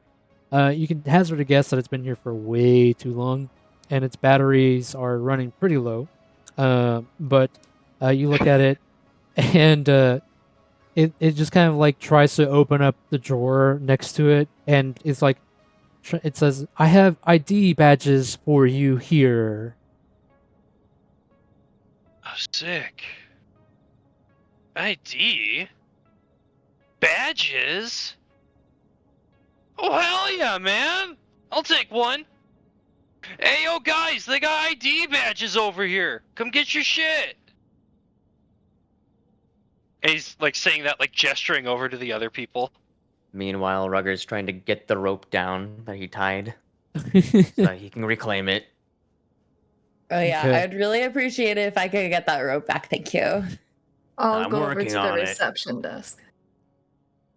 So at the receptionist desk, behind it, now that there's some more light here, you see some ancient paintings behind this that desk to the north, and that robot there that's trying to open up that drawer that it's struggling really hard to move, but it finally like gets it open just slightly a bit more, and you like peer in, and there's some like there's badges in there, right? But they look really decrepit and old.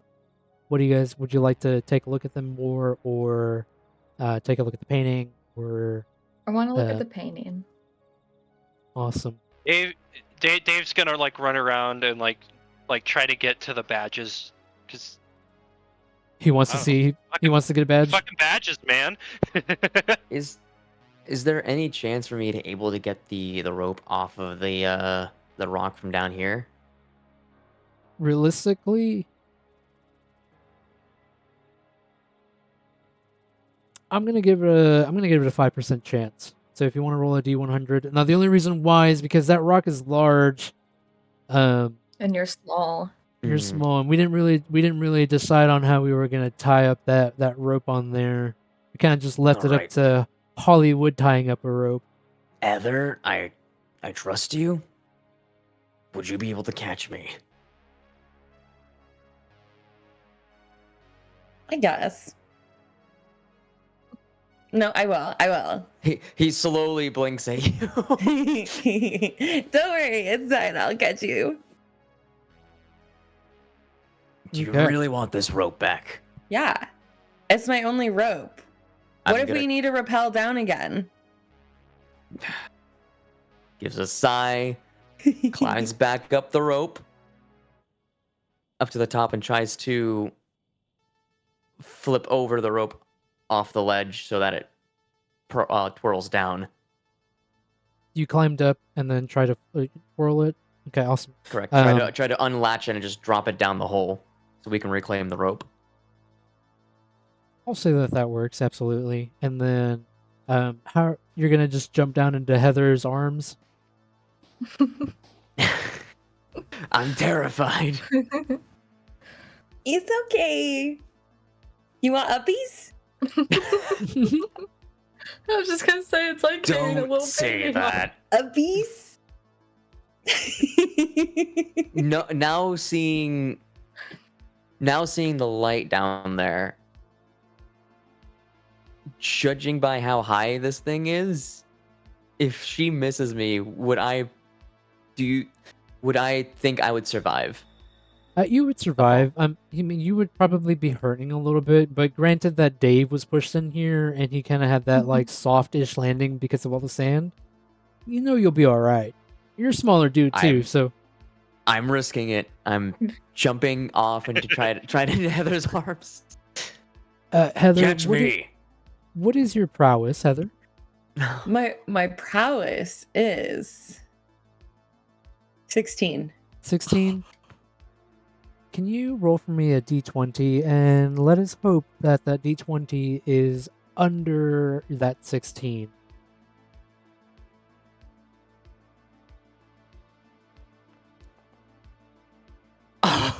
Wonderful. With almost perfect precision, the dwarfling lands in Heather's arms. And I'll leave it to you guys. Oh, it's so cute. He grabs your hand. He grabs your hand, just lowers it down. Fine, you're no fun. It just drops you. And And then steps over you and walks in.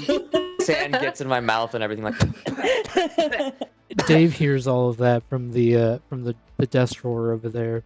As you see this robot is like struggling hard to open this up, you like assist it by like moving it, and like it's really easy to move this drawer.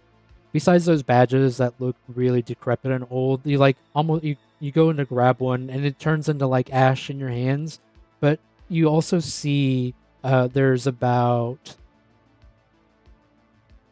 you see 300 nickels and you see 50 gold tokens. Better split that up.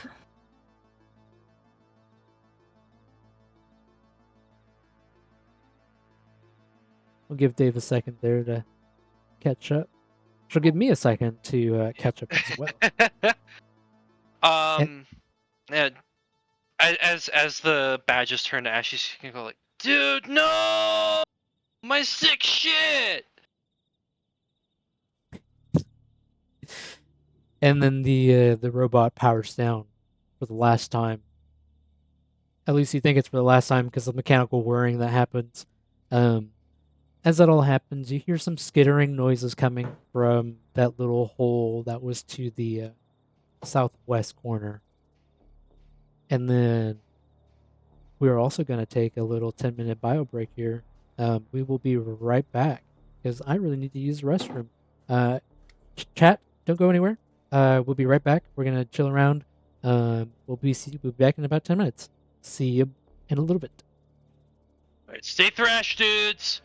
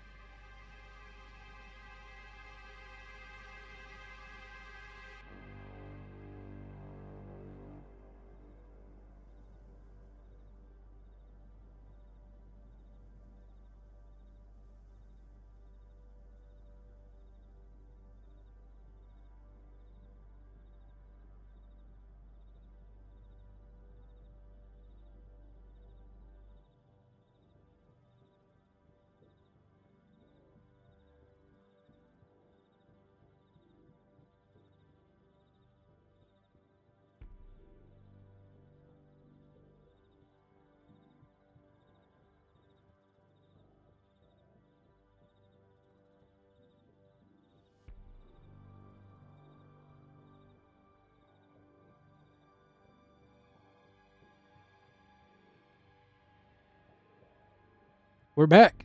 How's everybody doing? I hope chat didn't leave. How's everybody doing? I hope chat didn't leave. If they did, that would be total bummer, man. Yeah, it would be a total bummer. Alrighty, folks. Now that we're back, we're gonna get right back into it. We have those doors to the east, to the west, to the north, and you have that little crawl space weird thing down here to the south west. How would you guys like to proceed? Where was that crawl space again? To the southwest, you have like this rubble, this like huge amount of rubble. Oh, and also, as you've come in, right, you have these Like here? yes, down here. It kind of leads off that way, just to the west. But you also have this railway track. Like you've noticed as you like have kind of like been going back and forth in this room. You have this railway that goes kind of to the center and kind of like stops in the center of the room. And in the center of the room, it kind of looks like there's like some interchange that you could like shift around. And there are railway tracks that lead to the door to the northern door to the east and to the west doors. And there's also a railway track that leads to the most western door. So you have, some strange connectivity here. You're not entirely sure what they're for. The dwarfling, you kind of get like this feeling of, kind of feels like, you read about them in history books about gold carts and mines. Does it feel like a mine shaft to me? In a way, the like you look around and you can kind of gather that the construction of the area is mostly concrete, linoleum flooring in a checkered pattern style, black and white. The room itself is probably 30 feet tall. And that mural, you see that painting, which I believe the War Wizard, before I forget, the War Wizard, let's get our other characters back over here, Velthura, you see that painting, right? And on that painting you have quite the image. The painting on the wall shows fauna, some like very, very strange fauna. There's a very furry creature with no fur, maybe thick skin. It's chasing some kind of quadruped with what looks to be like really thin hair. There looks to be some kind of mushroom. You can't really tell what it really is. It's just this strange mushroom. It's very like glowy. And then there's dark gray behind it, but that glow kind of just like, it kind of just reminds you of something. Would you hazard a guess? Is it like actually glowing or just painted in a way where it looks like it's glowing? As you move around, like, you do the whole, like, you move your head to see, like, it just, the glowing is more from the lights being reflected, kind of like a very, like a high-vis, what do you call it, paint. Okay. Other than that, there's not too much significance to it. It just looks like a painting with one large, very furless creature chasing another very furry creature. Is there anything behind the painting? You move the painting, like you try to like move it, and the frame kind of, it just like, it falls down to the ground, the frame does, and it reveals kind of like this flat wall that looks like it hasn't been, like, this painting doesn't look like it's ever been moved. So like the shade of color that's behind it is like pristine white, while the rest of the area is just like a dark, moldy gray with a very, very, very yellow tinge to it. Okay. The back of the painting, is it just the frame? Like, is it just the canvas back, or is there like a paper protecting it? It looks to be like there's like some kind of very, very foreign material on the back protecting it that looks like it can be removed. I'm gonna rip it open. You straight rip it open. Like a present. Ooh, what's in there?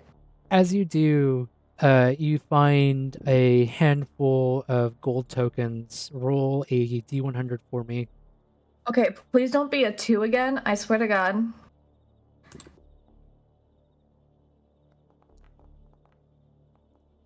66. You found 66 gold tokens. Yo. Okay. Pocket it. Pour it all into my little bag. Now, where would you guys like to go? Rugged gets up and just dusts himself off from the sand pile. All right, where is that hole? Oh yeah. God, what's her name again? Randall. Rugged. The Randall size hole is over in this back corner. I walk over to the hole, and I inspect it just a little bit, just the entrance to make sure that Can I kick him in there? is it as dark as it is like Yes, that I it's- see out here? It's very dark. The light that if the War Wizard is near you, the War Wizard's light casts light inwards, and you can probably see about maybe 10 feet in. You can kind of see this kind of this oily, faintly decayed pool of just some weird gel-like substance on the ground, and kind of on the ceiling of this again this just large enough hole for a person to crawl through. I would very much like to kick him in there. I'm gonna go ahead and Be kicked in there. while that's happening, I'm gonna be pulling out the chemical torch.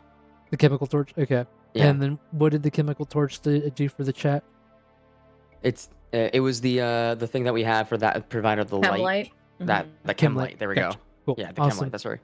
That chem torch, you pull it out, you kind of begin to like shine it through, right? And then you feel a boot kind of like push you in just a little bit more. And the only reason why I'm giving that to the War Wizard is because you're kind of like peering into the hole. You can't really see. Preoccupied. And Can you not?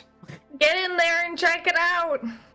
I can't crawl in there. I got fragile bones. as you kind of like begin to like look and crawl in through there, you feel this oily substance. It's kind of like very sticky, and it smells really sweet. It almost smells like boiled chug glug. Everybody here, you guys hear this small squeak. Do any of you have any chug glug cans on you? Any cola products? Nope. Nope.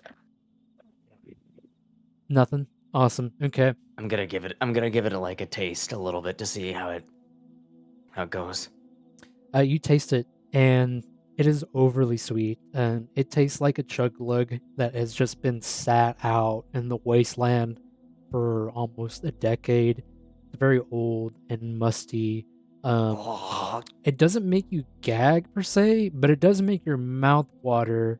And as you kind of like look up in the area, you see basically this awful slug-like creature on the ceiling just kind of like plop on the ground in front of you, and it kind of like begins to like crawl towards you. I'm frantically trying to get out. Get out. Alrighty. I'm gonna have one of you roll a d8 for me. Who wants to roll a d8? I can. Awesome. Give me that d8. Let's do this. Yeah. Awesome. And then as well as a d6. Who wants to roll a d6? I guess I will. Oh, Okay. You're on. I thank you. Another 4. Not bad. Out of 2. Awesome. So these little slugs, 4 of them, after that one fell, 3 others fall down from the cave. And they are, they didn't expect you. They don't know that you're here. You know that they're there. They're doing their own thing. What are you guys doing? You've seen these before. You could probably tell that these are what you would call a mall maggot. They Malbec. they just kind of Actually, sorry. No, they're wickets. My bad, not mole maggots. They're kind of you know that they're slugs that have an affinity for cola flavored products. It's probably what the sticky, oily substance is. It's probably remnants from their little slug trails that move around. Again, they don't know you're here, but you know they're there. You guys have a turn.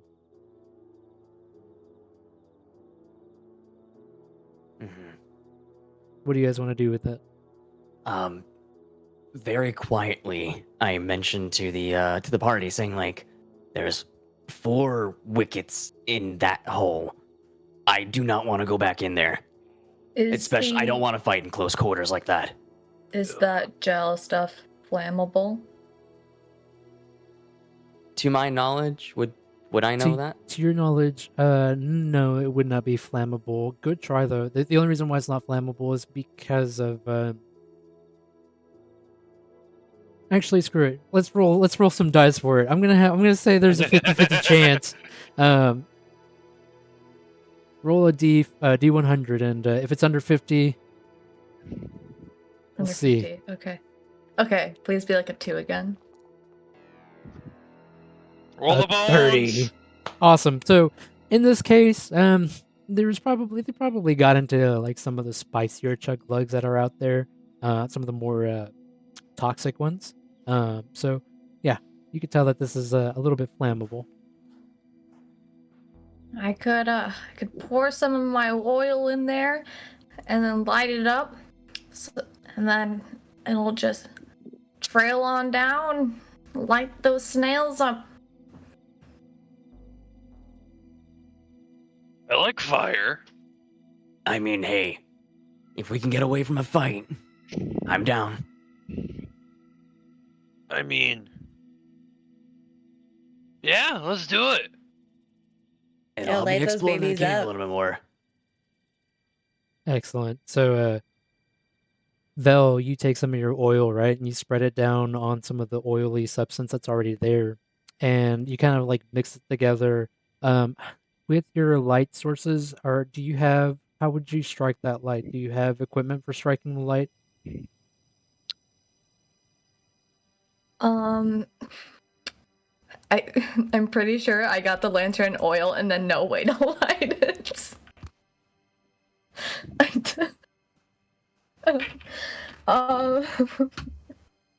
I would say, honestly, the plasma flintlock because it's called the flintlock. I'm gonna say that there's a mechanism on there that has a little sparking device on there. I'll go ahead and take it and flick back the hammer and let it go hit the flint. Excellent. You see the spark happen, and as soon as that spark touches the oil, this flame erupts. Right, it lights up the entirety of that little crawl space, and you see this oily liquid is like really this awful like purple tinge, and it just like engulfs in fire, and you hear the squelching and screaming of these these wickets as they like just explode outwards, like causing more of their like little fluids to just like spray everywhere. It smells very sticky, very very sickly sweet, and almost tasty. Like almost makes your mouth water. Like you want a refreshing drink at this point. Oh, I think we got lunch. If you go ahead and eat Fucking that, brutal, man. I'll deal with some of the rations we have left. I mean, if Granny's Why am I cooking it, hungry? I think it'll be good. Oh, it's already nice and cooked. Burnt is more like it. You know what, Rupert? I think you should just calm down. Anyone else got I'm the just saying munchies that right it's now? like- Rupert, you're such a buzzkill. I mean, you just say no and no, and you don't want to have any fun. What's the point of living if you're not gonna have some fun? I only have one life. And you're wasting it. I wasted the mine, eyes and of look you- at me now. Well, I the way that wouldn't you saw it, the way say. that I see it, I think you lived it pretty well. So considering you're still alive. I did not live it well. I was stuck at home raising these damn kids. And then they gave me their grandkids and just left them there, like, hey, take care of them for the weekend so I can go live my life. I'm like, hell no! I ain't doing this all over again. So I Wait. decided I needed out. Ready. Wait. Your book is made of your grandkids? No, I don't know what happened to those grandkids. I mean, I don't know if my kids actually ever came back for them. My book is made out of my husband. So who knows, maybe I abandoned those grandkids because they were just feisty. They bit. I don't like biters. Listen, Granny. Listen. Brutal. Vel. Huh? I'm so sorry. Vel. Hold on, can you speak up there? I can't hear you. Listen. Huh? You can live your life the I way don't you know. want to. I don't hear you. Do you hear this, little kid? Hey, Right, little man. I got a mic for you somewhere, and I'm gonna like rustle through like my battle vest pockets. He's like, I got a mic here, and I pull out like this beaten up like old microphone. She's like, hey, dude, use this. Then she'll hear you. You know, it's like loud. You need a little step stool to come up to eye level. I put the mic in my beard and just continue crawling into the hole. He continues Yeah, crawling get into the on hole. in there and get us some lunch. Dave's gonna crawl down behind you and just go, hey, dude, if you find any patches in there, could you bring them back? I'll try. Thank you. I'll get you some beer. As you That- crawl through that hole, Rugged right, actually perks up to that. he perks up, All right. and crawling through that hole just a little bit more, right? You kind of feel it, like it squeezes a little bit, but you know that you have enough room to get yourself through. If you could, for me here, Mr. Rugged, what is your burliness score? My burliness score. If I could. Dang. My burliness is at a 12. A 12. Awesome. You pass through with no trouble. You make it to the other side. It's about let me double check here. Along the way, I'm gonna try to look for some patches as well as maybe grab some of those insects along the way. The hole continues on till about to where that cursor is that I put down here for you.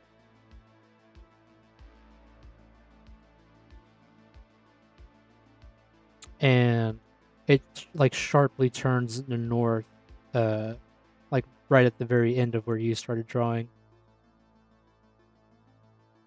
And maybe not so far, but probably only like less than a half a block. And you pick up those wickets, right?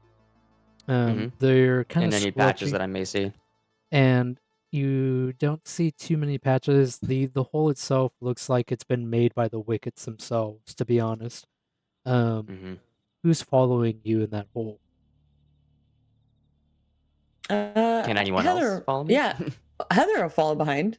Awesome. Heather, what's your burliness score? My burliness is a 14. 14. Alrighty, no, you're good. And then who's up next? I'm not going in there. I got fragile bones. Dude, Do I'm I hear gonna. this echoing through the tunnel? Yes, you do. Maybe if you had built up some burliness. I'm gonna look What? for more badges in the desk, man. Those aren't the only ones he could have had.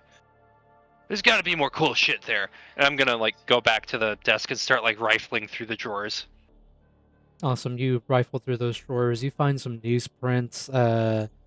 Mr. Rugged, you are in kind of a corridor that extends back towards the door that's over here. It's a Go in a 2-block circle.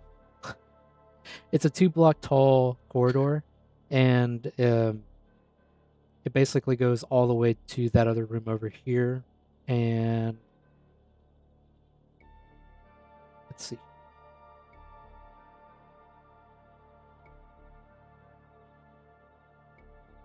Just about right there. There is a double door here, kind of in between there. So you can kind of tell that there's some kind of airlock.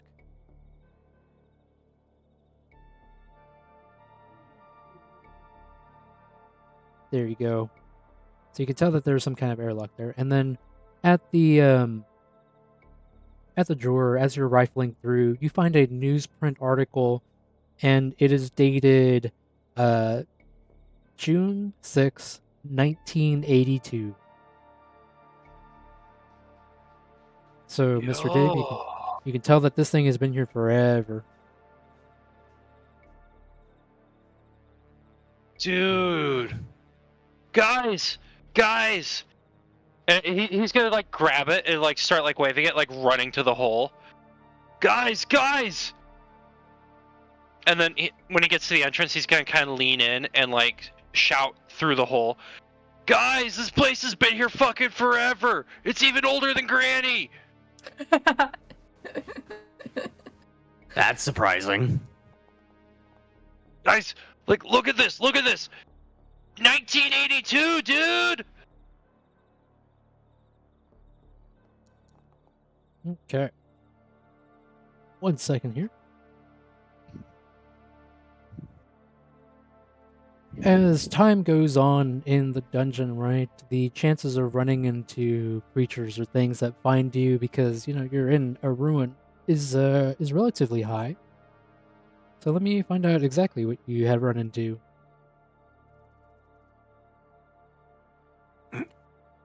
Between the party, I'm gonna roll a d2. So I'll have Grammy and Dave be 1, and Heather and Rupert? Rupert be Rugged. be the 2 here. So We're number 1. Oh, it's so close to being 1. We're not Awesome. number 1. So 2 was Rugard and Dorsley, or Heather, sorry. You guys here coming a little ways away from kind of like this northern area. This corridor kind of heads north a little bit. And from the hole, it extends 1 more block outwards, Rugard. And it'll be 1 less block, sorry. Yeah, just give me 1 second. You're good. It's about that corner there. And then it kind of goes upwards. If you just want to draw it to here for now. And then this Gotcha. this corner here actually is a little bit shorter. But we'll figure this out here in a couple seconds. So you know that there's that corridor there, right? And then you all of a sudden you feel this like wind, like this draft of wind kind of come up to you, and you feel this like tingle on your skin again, and you see this kid who probably looks to be like 16, maybe 15. He's got a hat on. It's a very blue hat, and his hair's all like, it's wild and all over the place, and he has like a blue polo and like a black like vest, or not like a black vest, but a black what do you call it, apron on, and he has a pizza in his hands, and he has some fries in his hands, and he's like, I'm looking for a Mr. Holden. Is there a Holden here? Are you Holden? And he... I would assume I'm still in the hole. Granny says from way off in the distance. Mr. Rugard in the hole. Yeah, you see this kid come up. He doesn't really see you, but do you respond to this kid? You said he had pizza? He had pizza and some fries. And you can't, like, just looking at it, like, squinting, it's not from anywhere you recognize. In fact, it looks like a weird, it has this weird logo, and it looks almost like a old school game that you would play. It has, like, some dots on a flat piece, and No way. I mean, I have the light, so he's probably gonna see that. he is coming a little bit yes, closer, like over the corner. I'm holding. Oh, then these how are can I for help you. This is for you, man. Yep. It'll Don't be. mind the hole and everything. He like pulls out a receipt from his like little fanny pack. That'll be $32.22 and $5 for the delivery fee.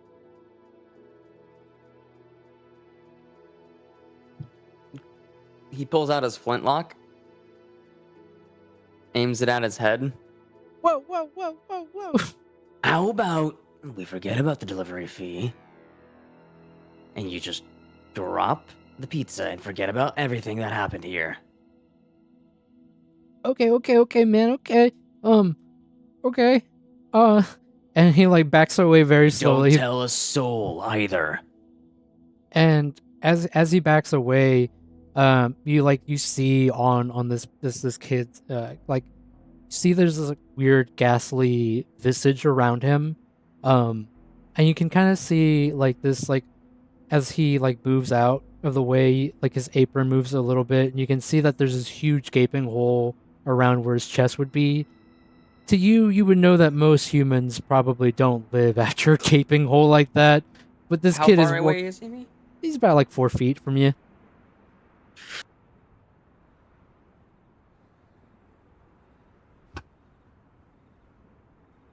I'm gonna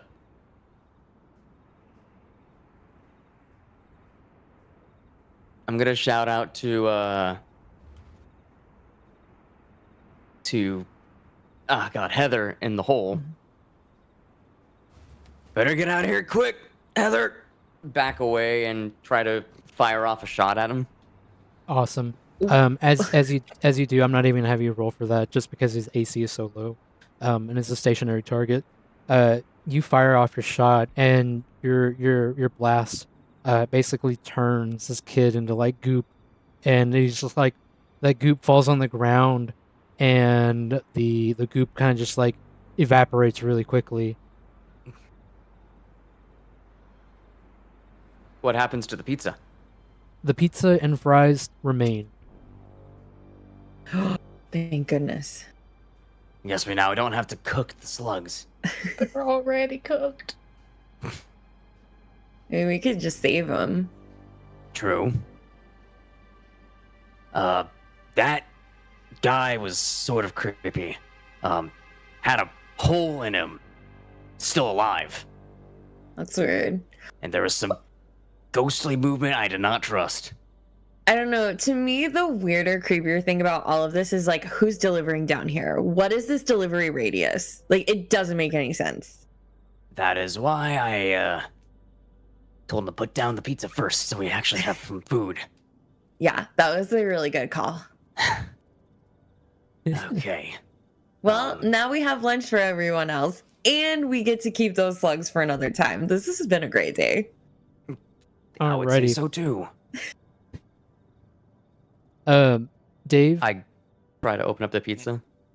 Let's hold the thought on the pizza. So Dave and the Invel, you guys heard the shot go off. How are you guys reacting to that? Like, Is the little man dead? guys, you alive in there? With the Do the airlock behind Macarena us, if you can hear me or some shit. I don't know. do we hear like muffled sound through the airlock or the hole? You hear it through the hole, and then through the airlock, you hear the voices of the Noise Thrasher coming through. Just because the Noise Thrasher is able to project his voice, carry the winds of chaos. And you just hear. You can tell that those doors could be opened at least. Yeah, everything's fine. Just had a bit of a do I- run-in. Do I hear this? I believe so. If being loud enough back through the cave. Oh, okay. What the hell happened, dude? More slugs? At this point, I'm gonna go over to the door and try to open it up. To actually try to. Yeah, absolutely. You go to that door to the west right, and you try to push on it and like pull on it. It's the classic swoosh doors that like come together. And what is your open door chance if you want to give that a shot? Open door chance. And if I can assist, if that'll make things easier. Absolutely. We'll give a 20% chance to that roll. I believe it's. Do you mean breaking down doors? Yes. 30%. 30%. So plus the 20% from Heather. If you want to roll that T100, you got a 50% chance at opening up that door. And I have to roll under, correct? Under, yes. Whew. Very close. Just barely. Yeah, good job. All right, that first set of doors opens up, and then you are immediately confronted with another set of doors, another set of swoosh doors. God damn it. I'll help again. We got this. Just one more, just breathe, and then pizza time. Yeah, let's do that. Pizza time. Pizza time. Awesome. And then just yelling pizza time. So we pull open the doors. on this one, you feel it like begin to like like it gets stuck as you open it, right? But you have like a 6-inch opening on it, and you know that if you probably spend another turn, you probably could get it open. Maybe if the other. But there's like a gap that I can now talk to, right? Yes, yeah, you could see each other through that 6-inch gap there. Hey guys, a little help. Yo, shit, little It's man. a little bit of rusty on this door. Dave's gonna like run over and try to like push the door open. Awesome. We'll give another 10% on that one, and Heather will be adding that 20, so a 60% chance total. Who wants to roll that T100? Is a war wizard helping out here, or not at all? No, it looks like they got it handled. Awesome. I So swear, if we roll a 98. between the three of you, who wants to roll it? All right, I got it. Mhm. If that's okay. Fun. Oh wait. Oh, that's Most just excellent. Just Oh. enough. Oh yeah. The doors slide open, and you guys get them open. You broke a sweat. Another turn goes by here. So, there was a creature. It looked like a human, but it wasn't. Kind of hard to believe that a person with a gaping hole in their chest would be alive. Well, do you want to try it and find out? No, thank you. Well, how would you know that it isn't survivable? Well, Granny, chill on the violence, dude. I heard pizza time. it is. Well, do you Pizza have time. my slugs? It's fucking pizza time. we do have the slugs, Out of- but we out of also the have beard. pizza. Out of the beard, I Alright. pull out the slugs. Here, Ew, you got all your hair on it. I'm sorry. I've gotten so southern. Granny came out with the southern. She can't. She goes back and forth. Slowly dementia's getting to her. That's something for all. Ah, yeah, did you so get a War southern Wizard drawl, with Granny? dementia. Oh, I've always had it. Mm-hmm.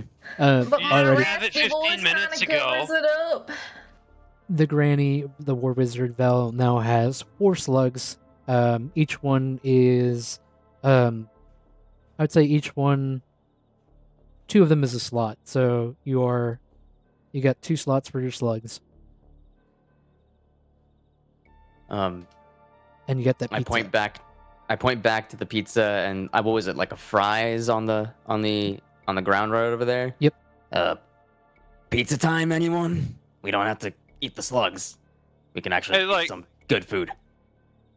Like, Dave doesn't even like verbally respond. He just like rushes the pizza and the fries. We'll save some for the rest of us, okay? Dude, chill. Okay. I got dibs on half the pizza though.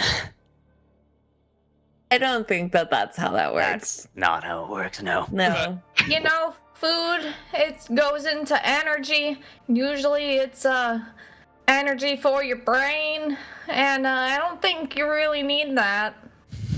Like Dave just kind of brushes this Granny, off as he like holy. opens up the pizza box. He's just like, all right, let's see what we're working with here, man.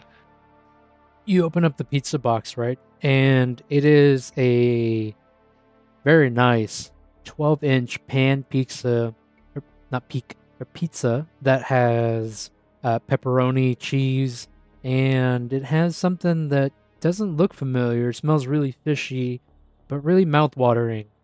It's very warm, Dude. very, very, very warm. Like you picked up the box, and like the box is still like it feels hot, and those fries feel really warm. Is it pre-sliced? It is pre-sliced. Okay, I'll at that take a point, slice and eat Dave- it up. Dave's gonna like set the box and his base down, and then like grab 2 slices and just like double, like just start like alternating bites. Awesome. Why don't you just put the 2 Dude. slabs together? Dave? Listen, Pizza sandwich. Dave, That you is don't eat- not how you pizza, man. That's not how It you could eat be. pizza. You, It could you- be. You grab it, you fold it, and then you eat it. If you Heather could, eats Dave. her slice What backwards. the fuck, dude? No, man. And then you know he eats a pizza like you would normally eat it, and he's just like, "This is how you eat pizza," through a full mouth. Alrighty. Dave and The- Heather. The Or- fight in the chat, I can hear it now. Dave and Heather, if you could roll for me on the minor mutations table. It'll be in your hotbar. Big brain. Okay. If you hover over them, we'll see what kind of mutations you. No! Uh, I'm My also going to be eating that pizza too, by the way. I'm Excellent. also eating it. Excellent. So all 4 of you roll on the minor mutations table. Dave, on the Okay. in your hotbar, there's Okay. there's some d20s. If you hover over them, you can kind of see they'll tell you what they are, and then oh. Okay. Yep. I see it. Ruger, I can go tell you what she rolled up on that. Or if you want to take that 19 you got there. Dude. Yeah. I got can't fucking hold- nacho blood. I can't hold my gun. I can't wear my armor. I can't. You can see all of my bones and vital organs. That seems very on brand, though. for Val. Just more bones. You Okay. said mutation stable, right? Yes. It'll be the Oh, no. oh man, I can't remember what page that is. Should have wrote some of these pages down. There's so many little It's on- subtables in here. It is on page 12. I'll find it here soon enough.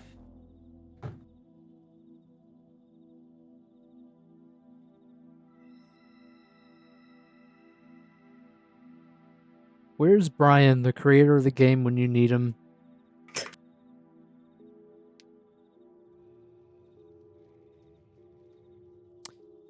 With that being said, that pizza you guys found was very delicious. However, very radioactive. And then on the what you rolled a 12, Yeah, I rolled a 12, yeah. you grow an extra eye on your shoulder. You know what that gets Great. you? This What is eye that? this eye opens up on the backside right on your shoulder, and it Oh, God. as it opens up, you you see everything behind you, and it's almost unnerving, right? But you feel like you're apt to not being surprised anymore. Like you can see basically 360 degrees. Nothing Oh, will God. surprise you anymore. Guys, I'm a little dizzy and woozy. Ugh, it feels like I can see everything around me. I'm feeling like really warm inside, man. Like, what is going on? And then like, you kind of see like the parts of Dave's skin that would be like pink or reddish from high blood flow just turn like nacho cheese yellow. It's just like, dude, why am I yellow? Wait. No way. No way. I think I just got filled with nacho cheese. Dude! Do you cut yourself just to double check? Yeah, he's just gonna do like a quick little like thing like on like a finger and just like taste it like, guys, my blood is nacho cheese. Yo! Okay, and then While Heather. this is happening, is like frantically getting her mesh armor off and like and has to like get her gun away from her. I'm assuming, I don't know if the metal of the leather jacket would be like touching her, but like she has to get all of that off or she starts taking damage. So yeah, you just see Heather like frantically just like, oh my, oh, ow, fuck, shit. Heather, what are you doing? The As Dave metal sees is this, he's just stinging gonna my like skin. he's gonna cover his eyes and be like, whoa, dude, no! Oh, I think like I don't know, like the pizza made the metal hurt me. I don't know. Wait. Ruggers grew seems up with a little sister, so this does not even bother him one bit. Wait, guys. Alrighty. So Heather. Pizza gave us superpowers. No, I Well, actually I can believe tell that. if I have broken bones now. with your fortune points, Heather, since you have fortune points, Yes. I'll allow you to spend 1 to reroll on the minor mutation table, or I'll let you spend 2 to not have to roll on the minor mutations table. Those don't regenerate. Yes. I know. I do have a good amount of fortune points though. So it's like, why not use them? Because this sucks. I kind of want to reroll too because it's so weird.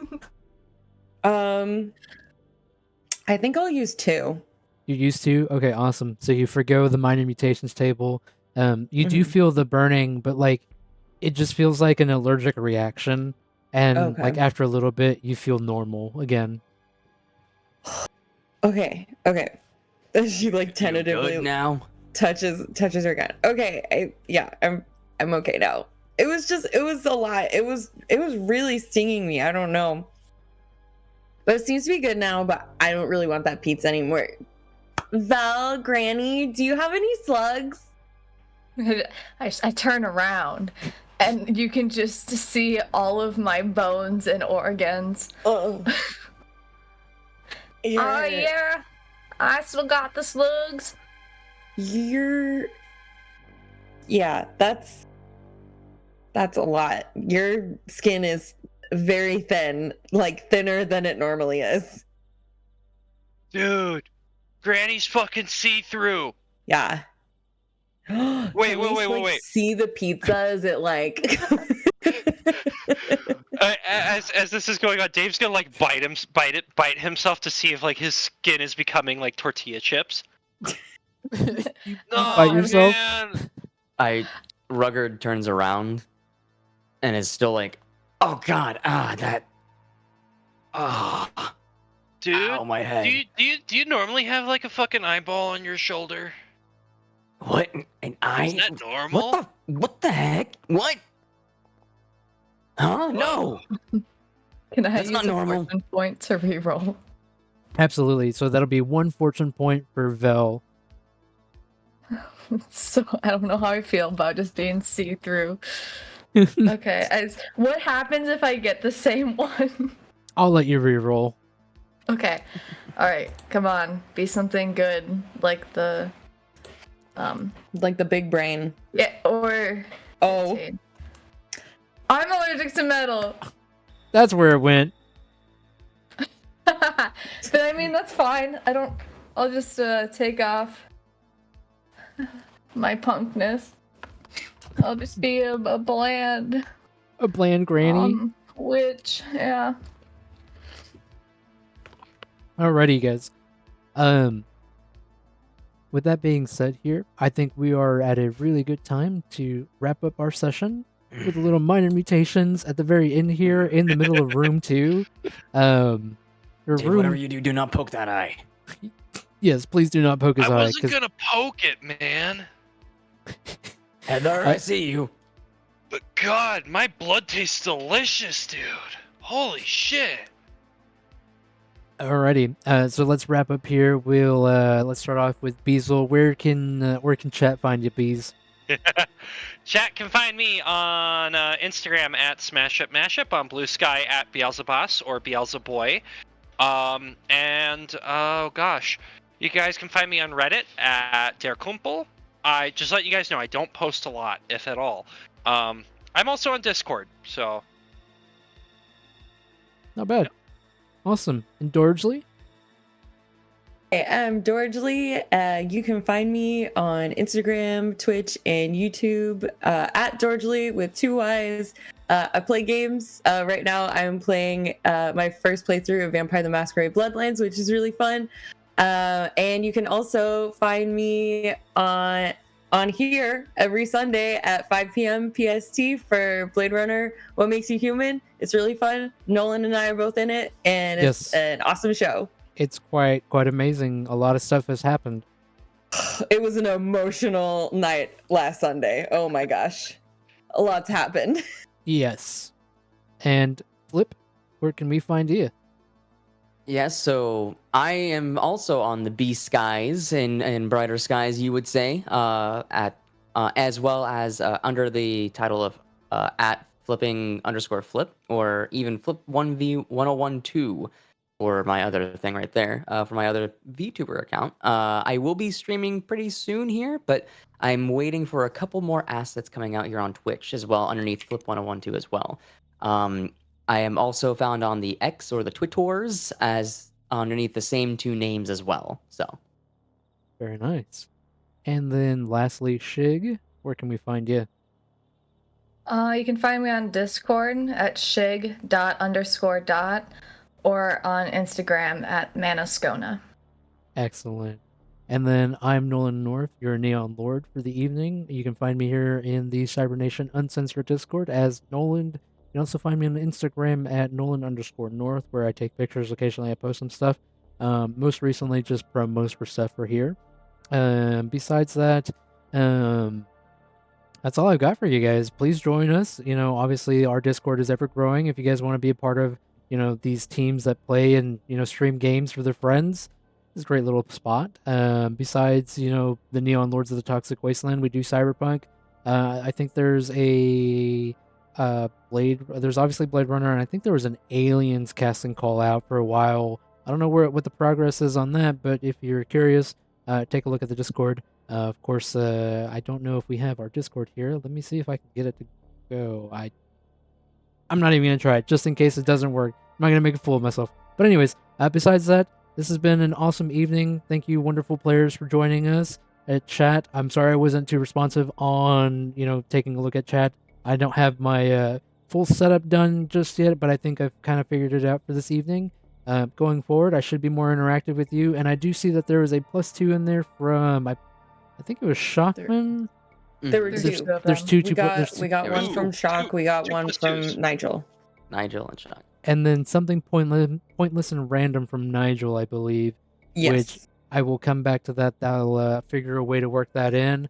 With the system, there's a lot of times that there's a lot of pointless and random things that automatically go on. So I want to make sure I call attention to an actual pointless and random from one of our chat members here. So I'll write that down. And with that being said, guys, it's been a blast running this game for y'all. Chat, I hope you had fun.